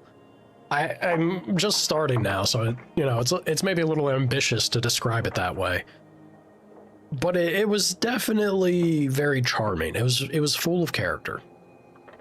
So I'd be surprised if it didn't hold up for the most part the whole way through the game. It's definitely got it's very D&D. It oozes what D&D is in kind of a silly creativity aspect. Disco Elysium is much more cerebral. It leans heavily into its specific headspace that it goes for. This game is the same thing, but it's not as serious, right? Disco Elysium is very serious. This, not so much. Anyway, the rally will be a success. We just need to get rid of that orc. So we can call out to all workers of this magnificent city, he exclaims as if there was a crowd around him. Vote! Vote with your guts! With your manhood at stake! You too, Mr. City Man. Can I see the papers? He gives his companions a glance. Why? This is not a bad DC check. Construct an argument as to why you should get the papers. Easy peasy. Just tell them you're an expert and that you're on their side. I'm an expert. Are you now? Yes. Also, I'm on your side. He repeats louder. Are you now? Now hit him with, I'm your best shot at getting out of this. The dwarf grumbles. His eyes go from you to the orc behind you. Fine. Dwarf sighs and grabs something in his pocket. All right. I trust you with these documents, City Man. Tell us we're in the wrong. I dare you. Because we're not. The old dwarf joins in. Take a step back and check it out. Let's see what is actually going on here. Okay. Let's take a look. It was an interesting little exchange. Crazy how political this game is right out the gate. A formal permission of public gathering. It contains a lot of legal nonsense, making it difficult to parse. -1 intelligence and -1 wisdom if you equip that bad boy. It's quite light, some kind of magazine paper. Unrolling it reveals a short statement about a political rally at the Circle Square. Magazine is a periodical publication generally containing short stories, adverts, investigative journalism, and/or erotica. Permission of public gathering accepted, it says in big letters at the bottom, followed by signature. Tolstad Magistrate Nicholas Darrow. Yeah, we already know about the magistrate. The actual text uses an archaic and typically bureaucratic writing style. Yeah, we can take it. We're smart. Surely. Okay, hell yeah. You scan the text again, checking for spelling, phrasing, and terminology. It is perfect, not a single error. Except the date. It says their rally is supposed to be held on the 16th. The document is perfectly legal, but it's expired. Oh, devil's in the details. That does kind of matter now, doesn't it? Have I seen this kind of document before? Yes, often. In your scribing duty, you've signed these a number of times. Yeah, it's expired. Cool document. It is not. I like the intelligence, like, you can't, like, don't bullshit it, man. It's not cool. I don't like it. Oh, how come? Because it's a legal document? Duh. Bad vibes. Fascinating. Yes. The orc observes you with great interest. Observe her back. Behold, Agent Vera. Oh shit. Yeah, we got everything on her. She's neutral evil. And quite strong. Orc Fellfolk, level 4 fighter, a traveler. She is not settled here. Her belief is weak. She does not use it. Her religion is power. Is she evil? No. Perhaps an arbitrary arm of an institution, but no mere puppet. Nothing you can say will sway her. She will play you until the end. Okay. So, we are not going to be friends with her. 100%. No trust this lady. On the edge of the ruinous amphitheater, you see an orc sitting on one of the many loosened stone blocks. It looks like she's waiting for something, or someone. She hides it well, but the orc is stressed. Perhaps it has to do with the dwarves. Exuding an air of authority around her, the large woman gives you a wry smile. Her tusks are gleaming. Yeah, you know how I feel about orcs. Sana. You spot the merchant's mark on her jacket sleeve, a heart with the initials of the Norvikian Free Strider Regiment. What's this? Not often we get Earthguard around here. She presents her palm to you. Vera is my name. I am second in command, Guild Agent of Tolstad. Nice to meet you. Yes, the handsome orc lady wants you to say a name. Make sure she knows you are a cleric. The showing of the palm is a casual cultural greeting and reads, take her hand, she would love that.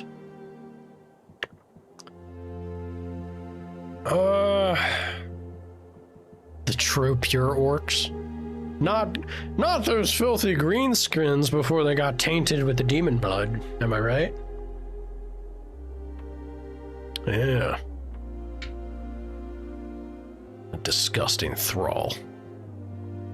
I kind of want to grab her hand. Now that we got the good read on her and we know that she is always going to try and screw us over, I kind of want to power move her. Just grab her hand and shake her hand. I'm not playing your games, lady. You reach forward and take her hand in yours. She's clearly a bit confused. She did not expect this. It becomes a sort of awkward handshake. Yes, now kiss it. Charisma, no! Oh my god. Did I get to pick a class for this, or is it by default cleric? So, this game... Can I show you? I can't show you in this conversation. It's pretty interesting. I have to see this if I get further in it. Well, I'm gonna get further in it.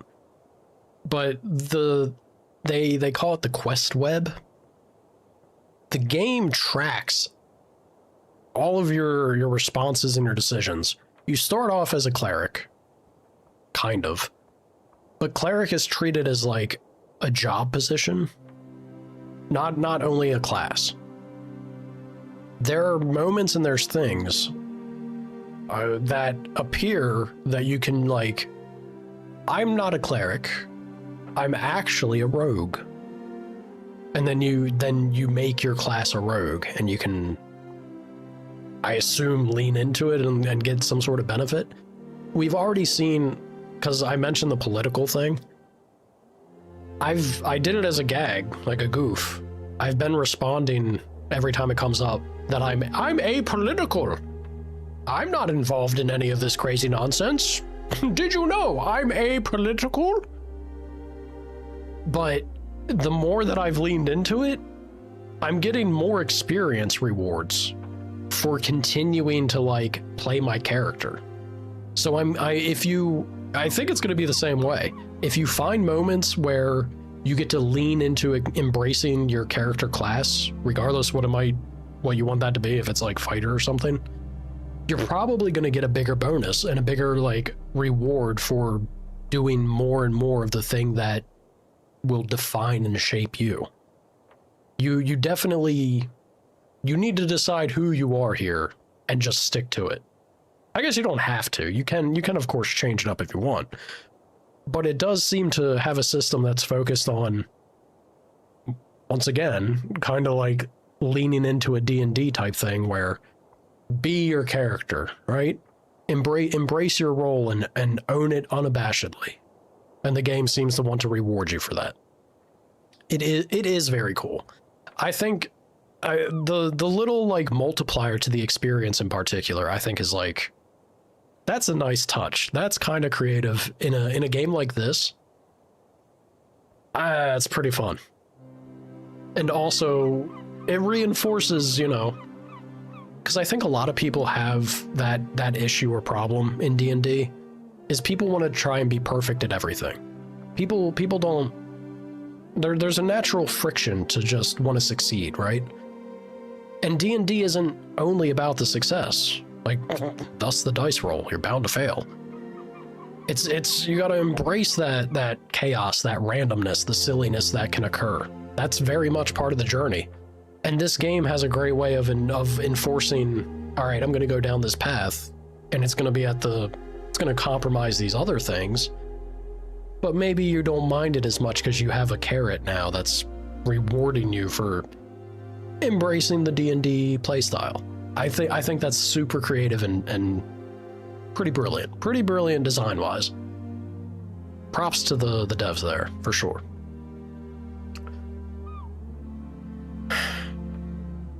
Do I kiss her hand?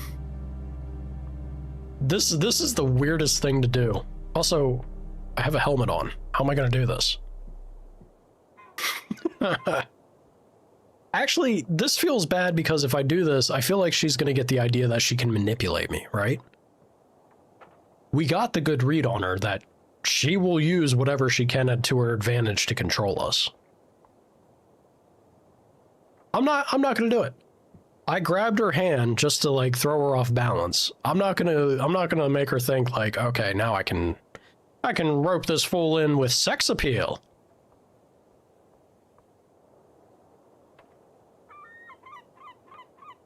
You end up being default cleric, that's no choice. Did you miss my conversation, Shawnee? Did you not hear maybe I described it poorly. There's moments, I've already had the option to be a rogue. You start as a cleric, not so much as the class, but more of like, it's your job position. They've established in this world that being a cleric is kind of like being a cop. You're on patrol.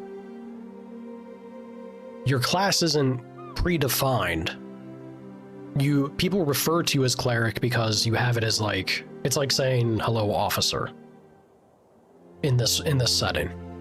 Your actual class is molded and forms by your choices as you play and encounter different scenarios from what I've seen. Yeah. Kiss, it's a power move? I don't think it's a power move here. I think it's gonna, like, we put her off kilter here by grabbing her hand. If we kiss her hand, she's gonna get the wrong idea. We'll let go. She gives a polite smile. I'm the cleric, actually. Apologies, not Earthguard. Cleric. I assumed the term was interchangeable. There's no denying it now, you are a cleric. See? I just got 25 experience for leaning into being the cleric. But I suppose you're not all, she says, waving towards your outfit, esoterically attuned. Not all Earthguard are spellcasters. Not all clerics are Earthguard. But all clerics are spellcasters. She accepts your annoying correction with a smile. She shoots you another smile, waiting patiently for you to say anything. What's the deal with the dwarves? Oh, them? Complicated as anything. I wouldn't be sitting here wasting my precious day if it wasn't for them. But in short, they're holding an unlawful assembly, and they won't let me take a look at the document proving it. Not frustrating at all, she says and winks at you. Wink?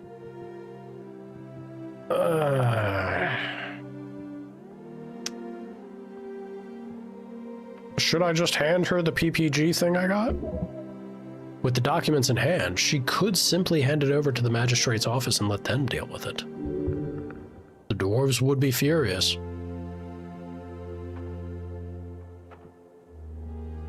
There must be another way to get rid of it. I want to try this. I don't want to step on their toes immediately. I could get the benefit of the free striders, although it may not be to my benefit. With the read we got on her character, she might just play it up as like she did everything, right?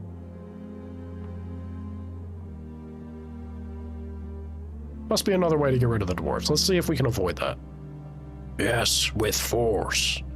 Shut up, Strength. Explain it to me in detail, from the top. It's all just an inconvenience. Or I say, a pain in the ass. These lovely Asgilists have decided by themselves to hold a rally here on this lovely little circle square. Unfortunately, they need a permission of public gathering, or a PPG. A PPG needs to be approved by the district council. They do not have a proper PPG. And you're just sitting here because... simple, really. These dwarves are ignoring my call to disperse. So I am here as a witness. If they do not leave by sundown, they will be fined and or arrested. Why don't you just come back at sundown? I would if it wasn't for the fact that I need to witness the entirety of the trespassing. Since they were served during the morning, if they do not disperse by sundown, they will be inflicted with an entire day's worth of fines. I'd have an assistant do it, or a secretary, but we're stretched thin as it is with the election coming up. No, I'll just sit here and smile politely. Arrested by whom? She gives you a smug grin. You, perhaps? The monopoly on violence here on Tolstad is more of an oligopoly. It'll be a roll of the die to see who gets employed to handle these rude dwarves. Maybe some goblins? The city of Norvik also allows us to employ mercenaries for ab extra legal enforcement. But the company likes to avoid that in most cases. As you can imagine, mercs tend to lack that finer touch. There is something shady about this. I would love to enforce your justice. You got yourself some tacos? Time to get back to the grind? Alrighty, man. Enjoy. I don't want anything to do with this mess. I think I'm just gonna nod and look away. She laughs. Now you're acting like a true city official. How dare you? She's mocking the great city of Norvik and its clerics. Dishonorable. Sounds like trouble. Trouble would at least be exciting. This is just dull. If only I could get my hands on those PPG documents, and I could simply hand them over to the city and go home early. Or rather, head back to the office and complete the orc size, the draft for the marketing meetup. Sorry, I've got a lot on my plate. You're being manipulated. Be careful. Yeah. I do not want to help you in any way, shape, or form because I am busy. Yeah, look, I'll solve this. Wouldn't that be something? That you could just swoop in and save the day. That's what I'll do. I'm a hero, you see? She laughs. You are indeed. She keeps laughing. You certainly entertain her. That's what I aim to do. Yep. That's great. Alright. Also, what is this? Oh yeah, we leveled up. Cool.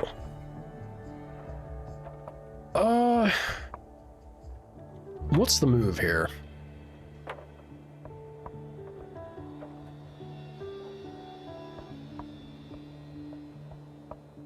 I mean, getting a +5 on wisdom. Nothing to sneeze at.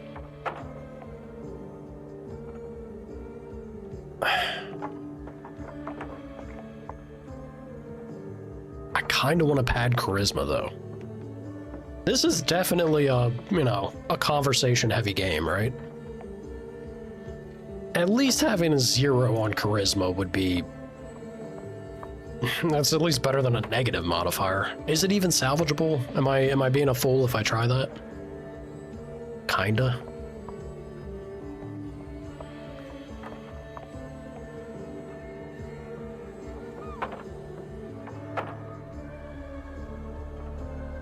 I think getting the +2 on Constitution's maybe the move.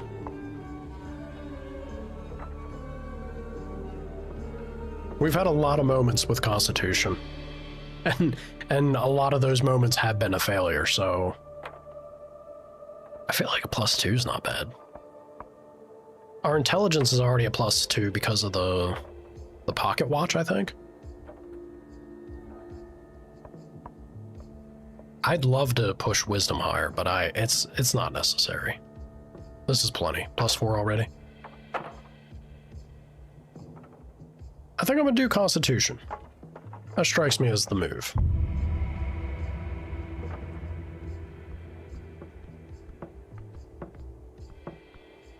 Let's talk with this man.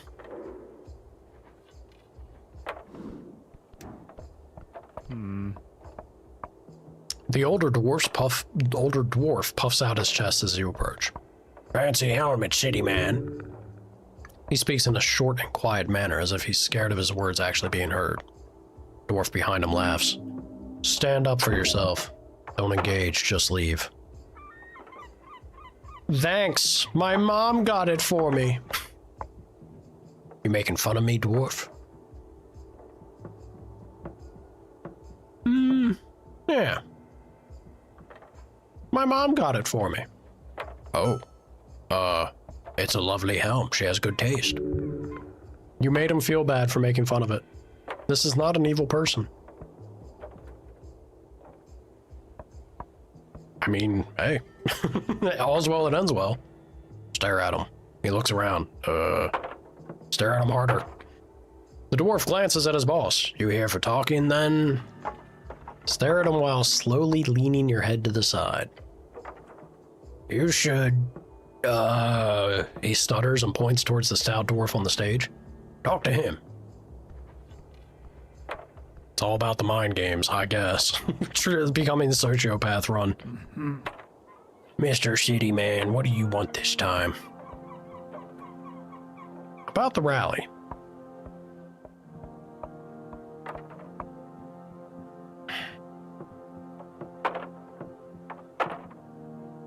I checked out the paper. Do I want to return them?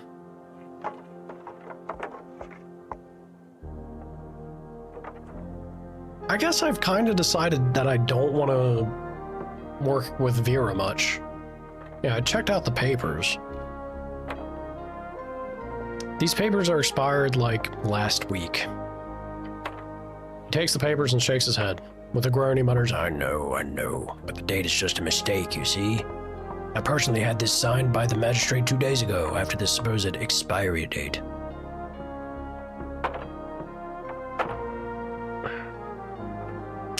Yeah, look, man. Should have checked it more carefully. I did. When I turned in the application, this error only appeared on the document I got back. I'm not at fault here. Bah! Dwarf shouts out onto the amphitheater. It doesn't matter. Whether Darrow fucked us or not, we're here and they can't make us leave.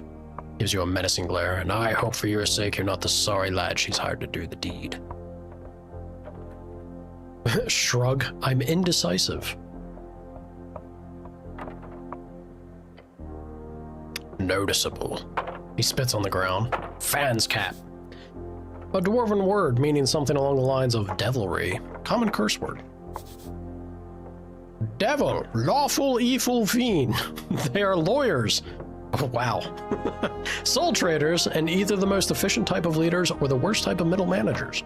Their numbers are dwindling as of late, but in Blood City Bay, they still rule supreme. And Blood City Bay is the most populated city around the coast, built upon the corpse of Gregorian the Great and Terrible, a sprawling mess of wooden walkways and buildings carved out of calcified remains. Once famous for its fleet of airships deployed during the Coast War, excuse me, known as the origin of the Industrial Revolution. And while New Tazan has overtaken it as a leader in manufacturing, it still stands as one of the most industrious city-states. The Coast War is the Great War, a conflict between the Arcanists of Reeds as well as every other nation connected with them across the coast. A horrible waste of human lives which claimed millions of lives. Damn. There was no honor in this fighting, that you know.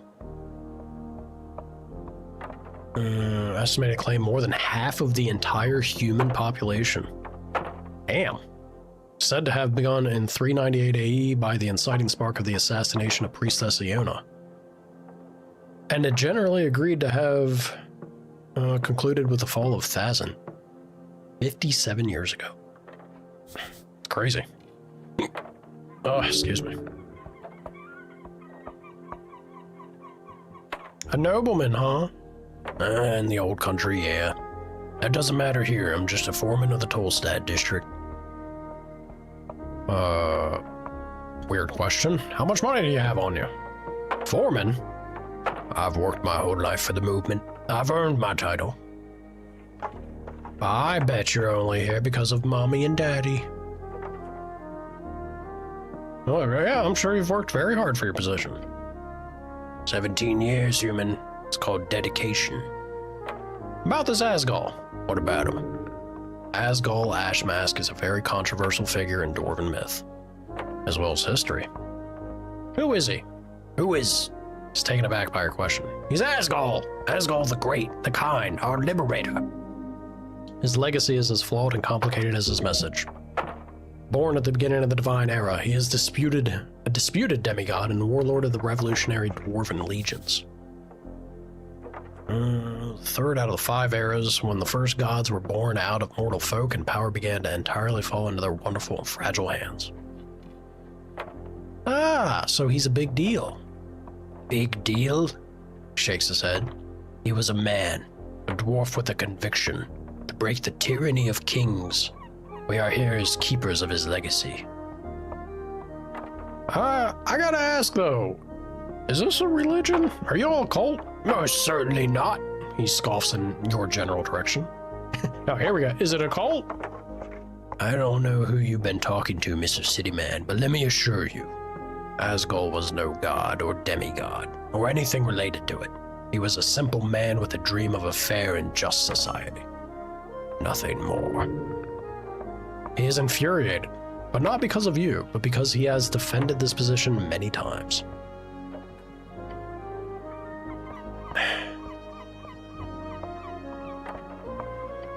Yeah, I've spoken with Vera.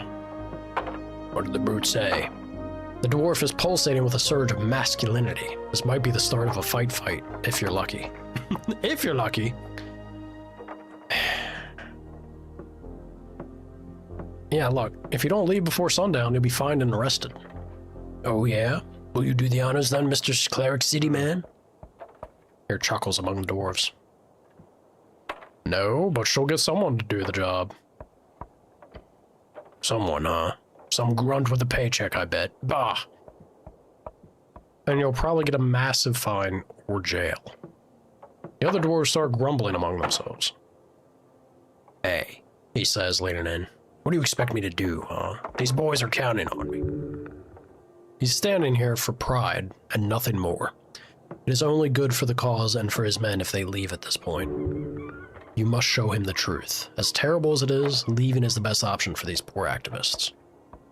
Yeah, that's kind of what I was trying to get at this whole time. Look, man. You search the possible things you could say to narrow it down. The dwarf is clearly in a sensitive situation. He needs to appear a strong leader, one standing against tyranny. You must show that you are on his side in this battle against oppression. The cause will be better off with you, a free man. You see thoughts starting to swirl behind the dwarf's dark eyes. He turns to his companions and raises a hand. Boys, we're leaving. Disgruntled as they are, none of them complain too much as they pack up their tools and grab their green banner. Before setting off, Alphaz gives you a stern... Where did I get Algaz? Algaz, whatever is the name of them. Alright. You're a strange lad, but I see you're nothing like her. You want to do some real good on Tolstad, then join us. Find us down on the crossing. He nods and walks away with his band of unhappy dwarves. This dwarf is an extraordinary man, albeit prideful in his ways. Finally got rid of him. Whew. Let's go talk with the orc again. What's this? Nails beware. Advantage in situations where you might need a hammer. That's just a pure +1 to Constitution. I'll take it.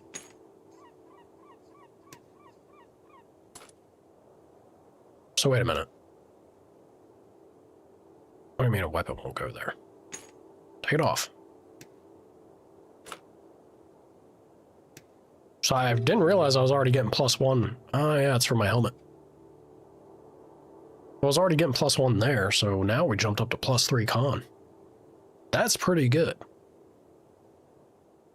If I can get an intelligence and wisdom thing, our stats are jumping up pretty darn fast here. Kind of crazy.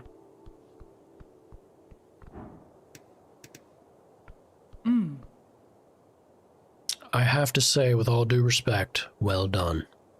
Right, the dwarves.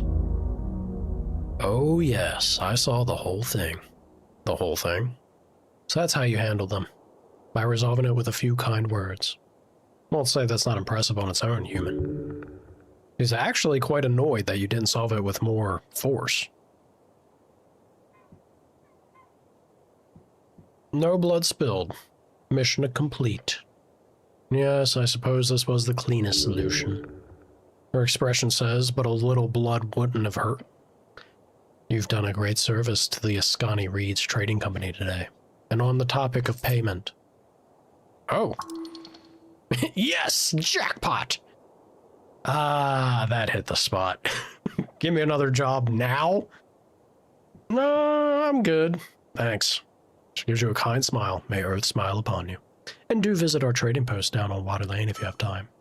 I would love to see you there. I'm sure you would, lady. She would love to make use of you there for profit, exactly.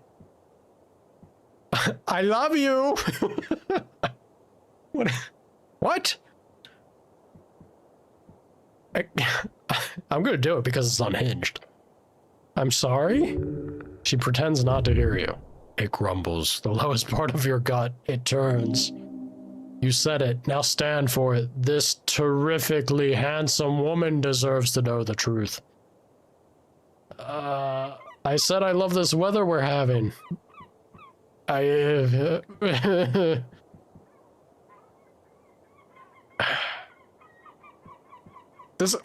is that even an option? Why am I just randomly spouting to someone, I love you? Nice weather. She laughs, wiping some sweat off her forehead. Yes, of course. Good day, cleric. Now it's just you alone in the circle square. Thank God. Quest complete. Oh, that may have been slightly awkward. A tucked away bird's nest. Scotty gulls, perhaps? You see a bird's nest nestled on the edge of a protruding stone tile. Got some eggs in it, and you spot something shiny below as well. It appears unguarded. Must be a gull's nest. Just don't climb out there, man. You'll die. Like, for sure. With the cantrip Mage Hand, you could easily grab the content of this nest from a comfortable distance. Yeah, Mage Hand would be handy. I'd really like to climb out there and give it a shot. No. Where could I get Mage Hand? You used to have a version of your own memorized. It was clearly lost in the river. Darn drat, feel sad. Well, drat. However, there are ways of restoring your memorization of the cantrip. You will need a source, perhaps in a library. If you had time for a trip to the towers, that would be ideal. Alas, you will have to make do. Perhaps those esoteric books found in the Lich House could be of use.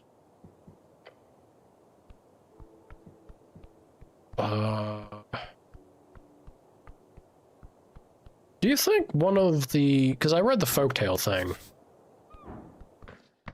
I'm gonna go down here and double check one. I hate to do this. I'm kind of gonna mash through it, though.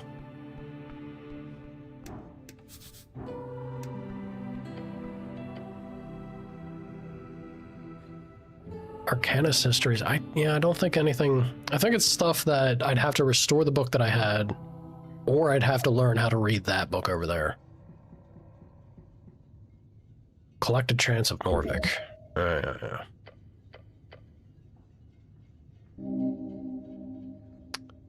A handwritten message from the second patriarch himself. Protect this book with your life. This is a sacred artifact. A short message is hand-scribbled in the corner. May belief lay in the collected humanity of Norvik. May you remember that from this collection with honor and grace. Pilly D! Fascinating to think the Pale Man held such a treasure on a shelf. Yeah. A Dream of Unity Under Earth. The book begins with a lengthy essay about the foundation of Norvikian cultural values. It's really like a guide, if anything. Okay. Oh, yeah. Give away the old and embrace the new. Say.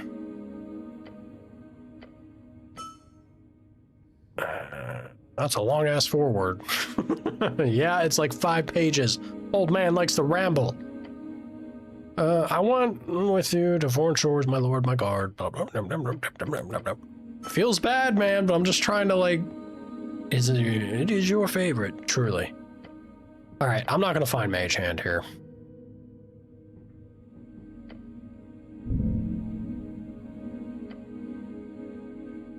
This book does not deserve your toxic presence. If you were stronger, more capable, then perhaps you could have carried that weight. What?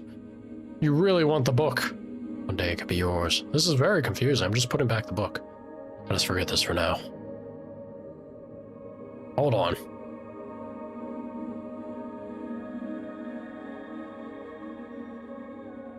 Strength wanted me to just keep that book that badly. Part of my psyche was determined to steal it.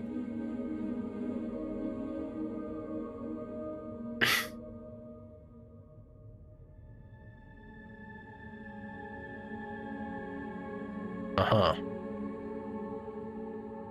Okay, well.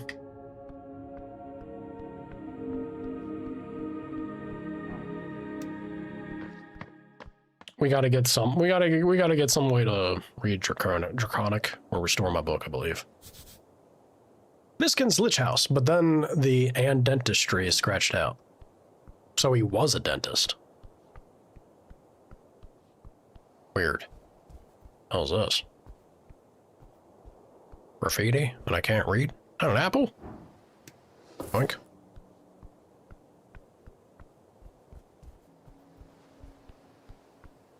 Love the aesthetic. The Drunk Sphinx. Drunk Sphinx opens at 1800. I see.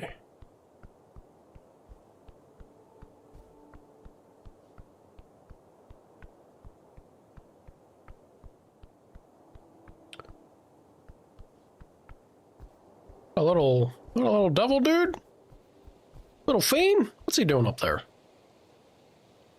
I don't want a charmed person. Nature seeps through the cracks. All right, just noticed the time. Kind of got sucked into things and lost with the stepping out here. Oh wow! I got a whole lot more HP now. Wasn't I at 7 before? Now I'm up to 12. Oh hell yeah! Looking good, feeling good. Alrighty guys, I think that is where we'll wrap up today. It's a little late. And we'll pick up more of this tomorrow, because I'm pretty curious. Pretty curious to see how the world will open up and what more when we get into the meat and get things rolling here. It's already a staggering amount of stuff. Talk about a flushed out world. They really put into the work. Put the work into it. Let's quit. And we will have this. Oh, look at that. Do you think that means she's... Could she be the party? She kind of strikes me as a possible party member. It's D&D. I'm sure we'll get party members. Surely. But that's something I'll try and figure out about as we continue the adventure and journey tomorrow. Yeah. Thanks for the stream. My pleasure. Hope you enjoyed. Tomorrow we'll have more. And I hope the rest of you have a wonderful rest of your days. Mornings, afternoons, or evenings. The yada, yada, yada, same old.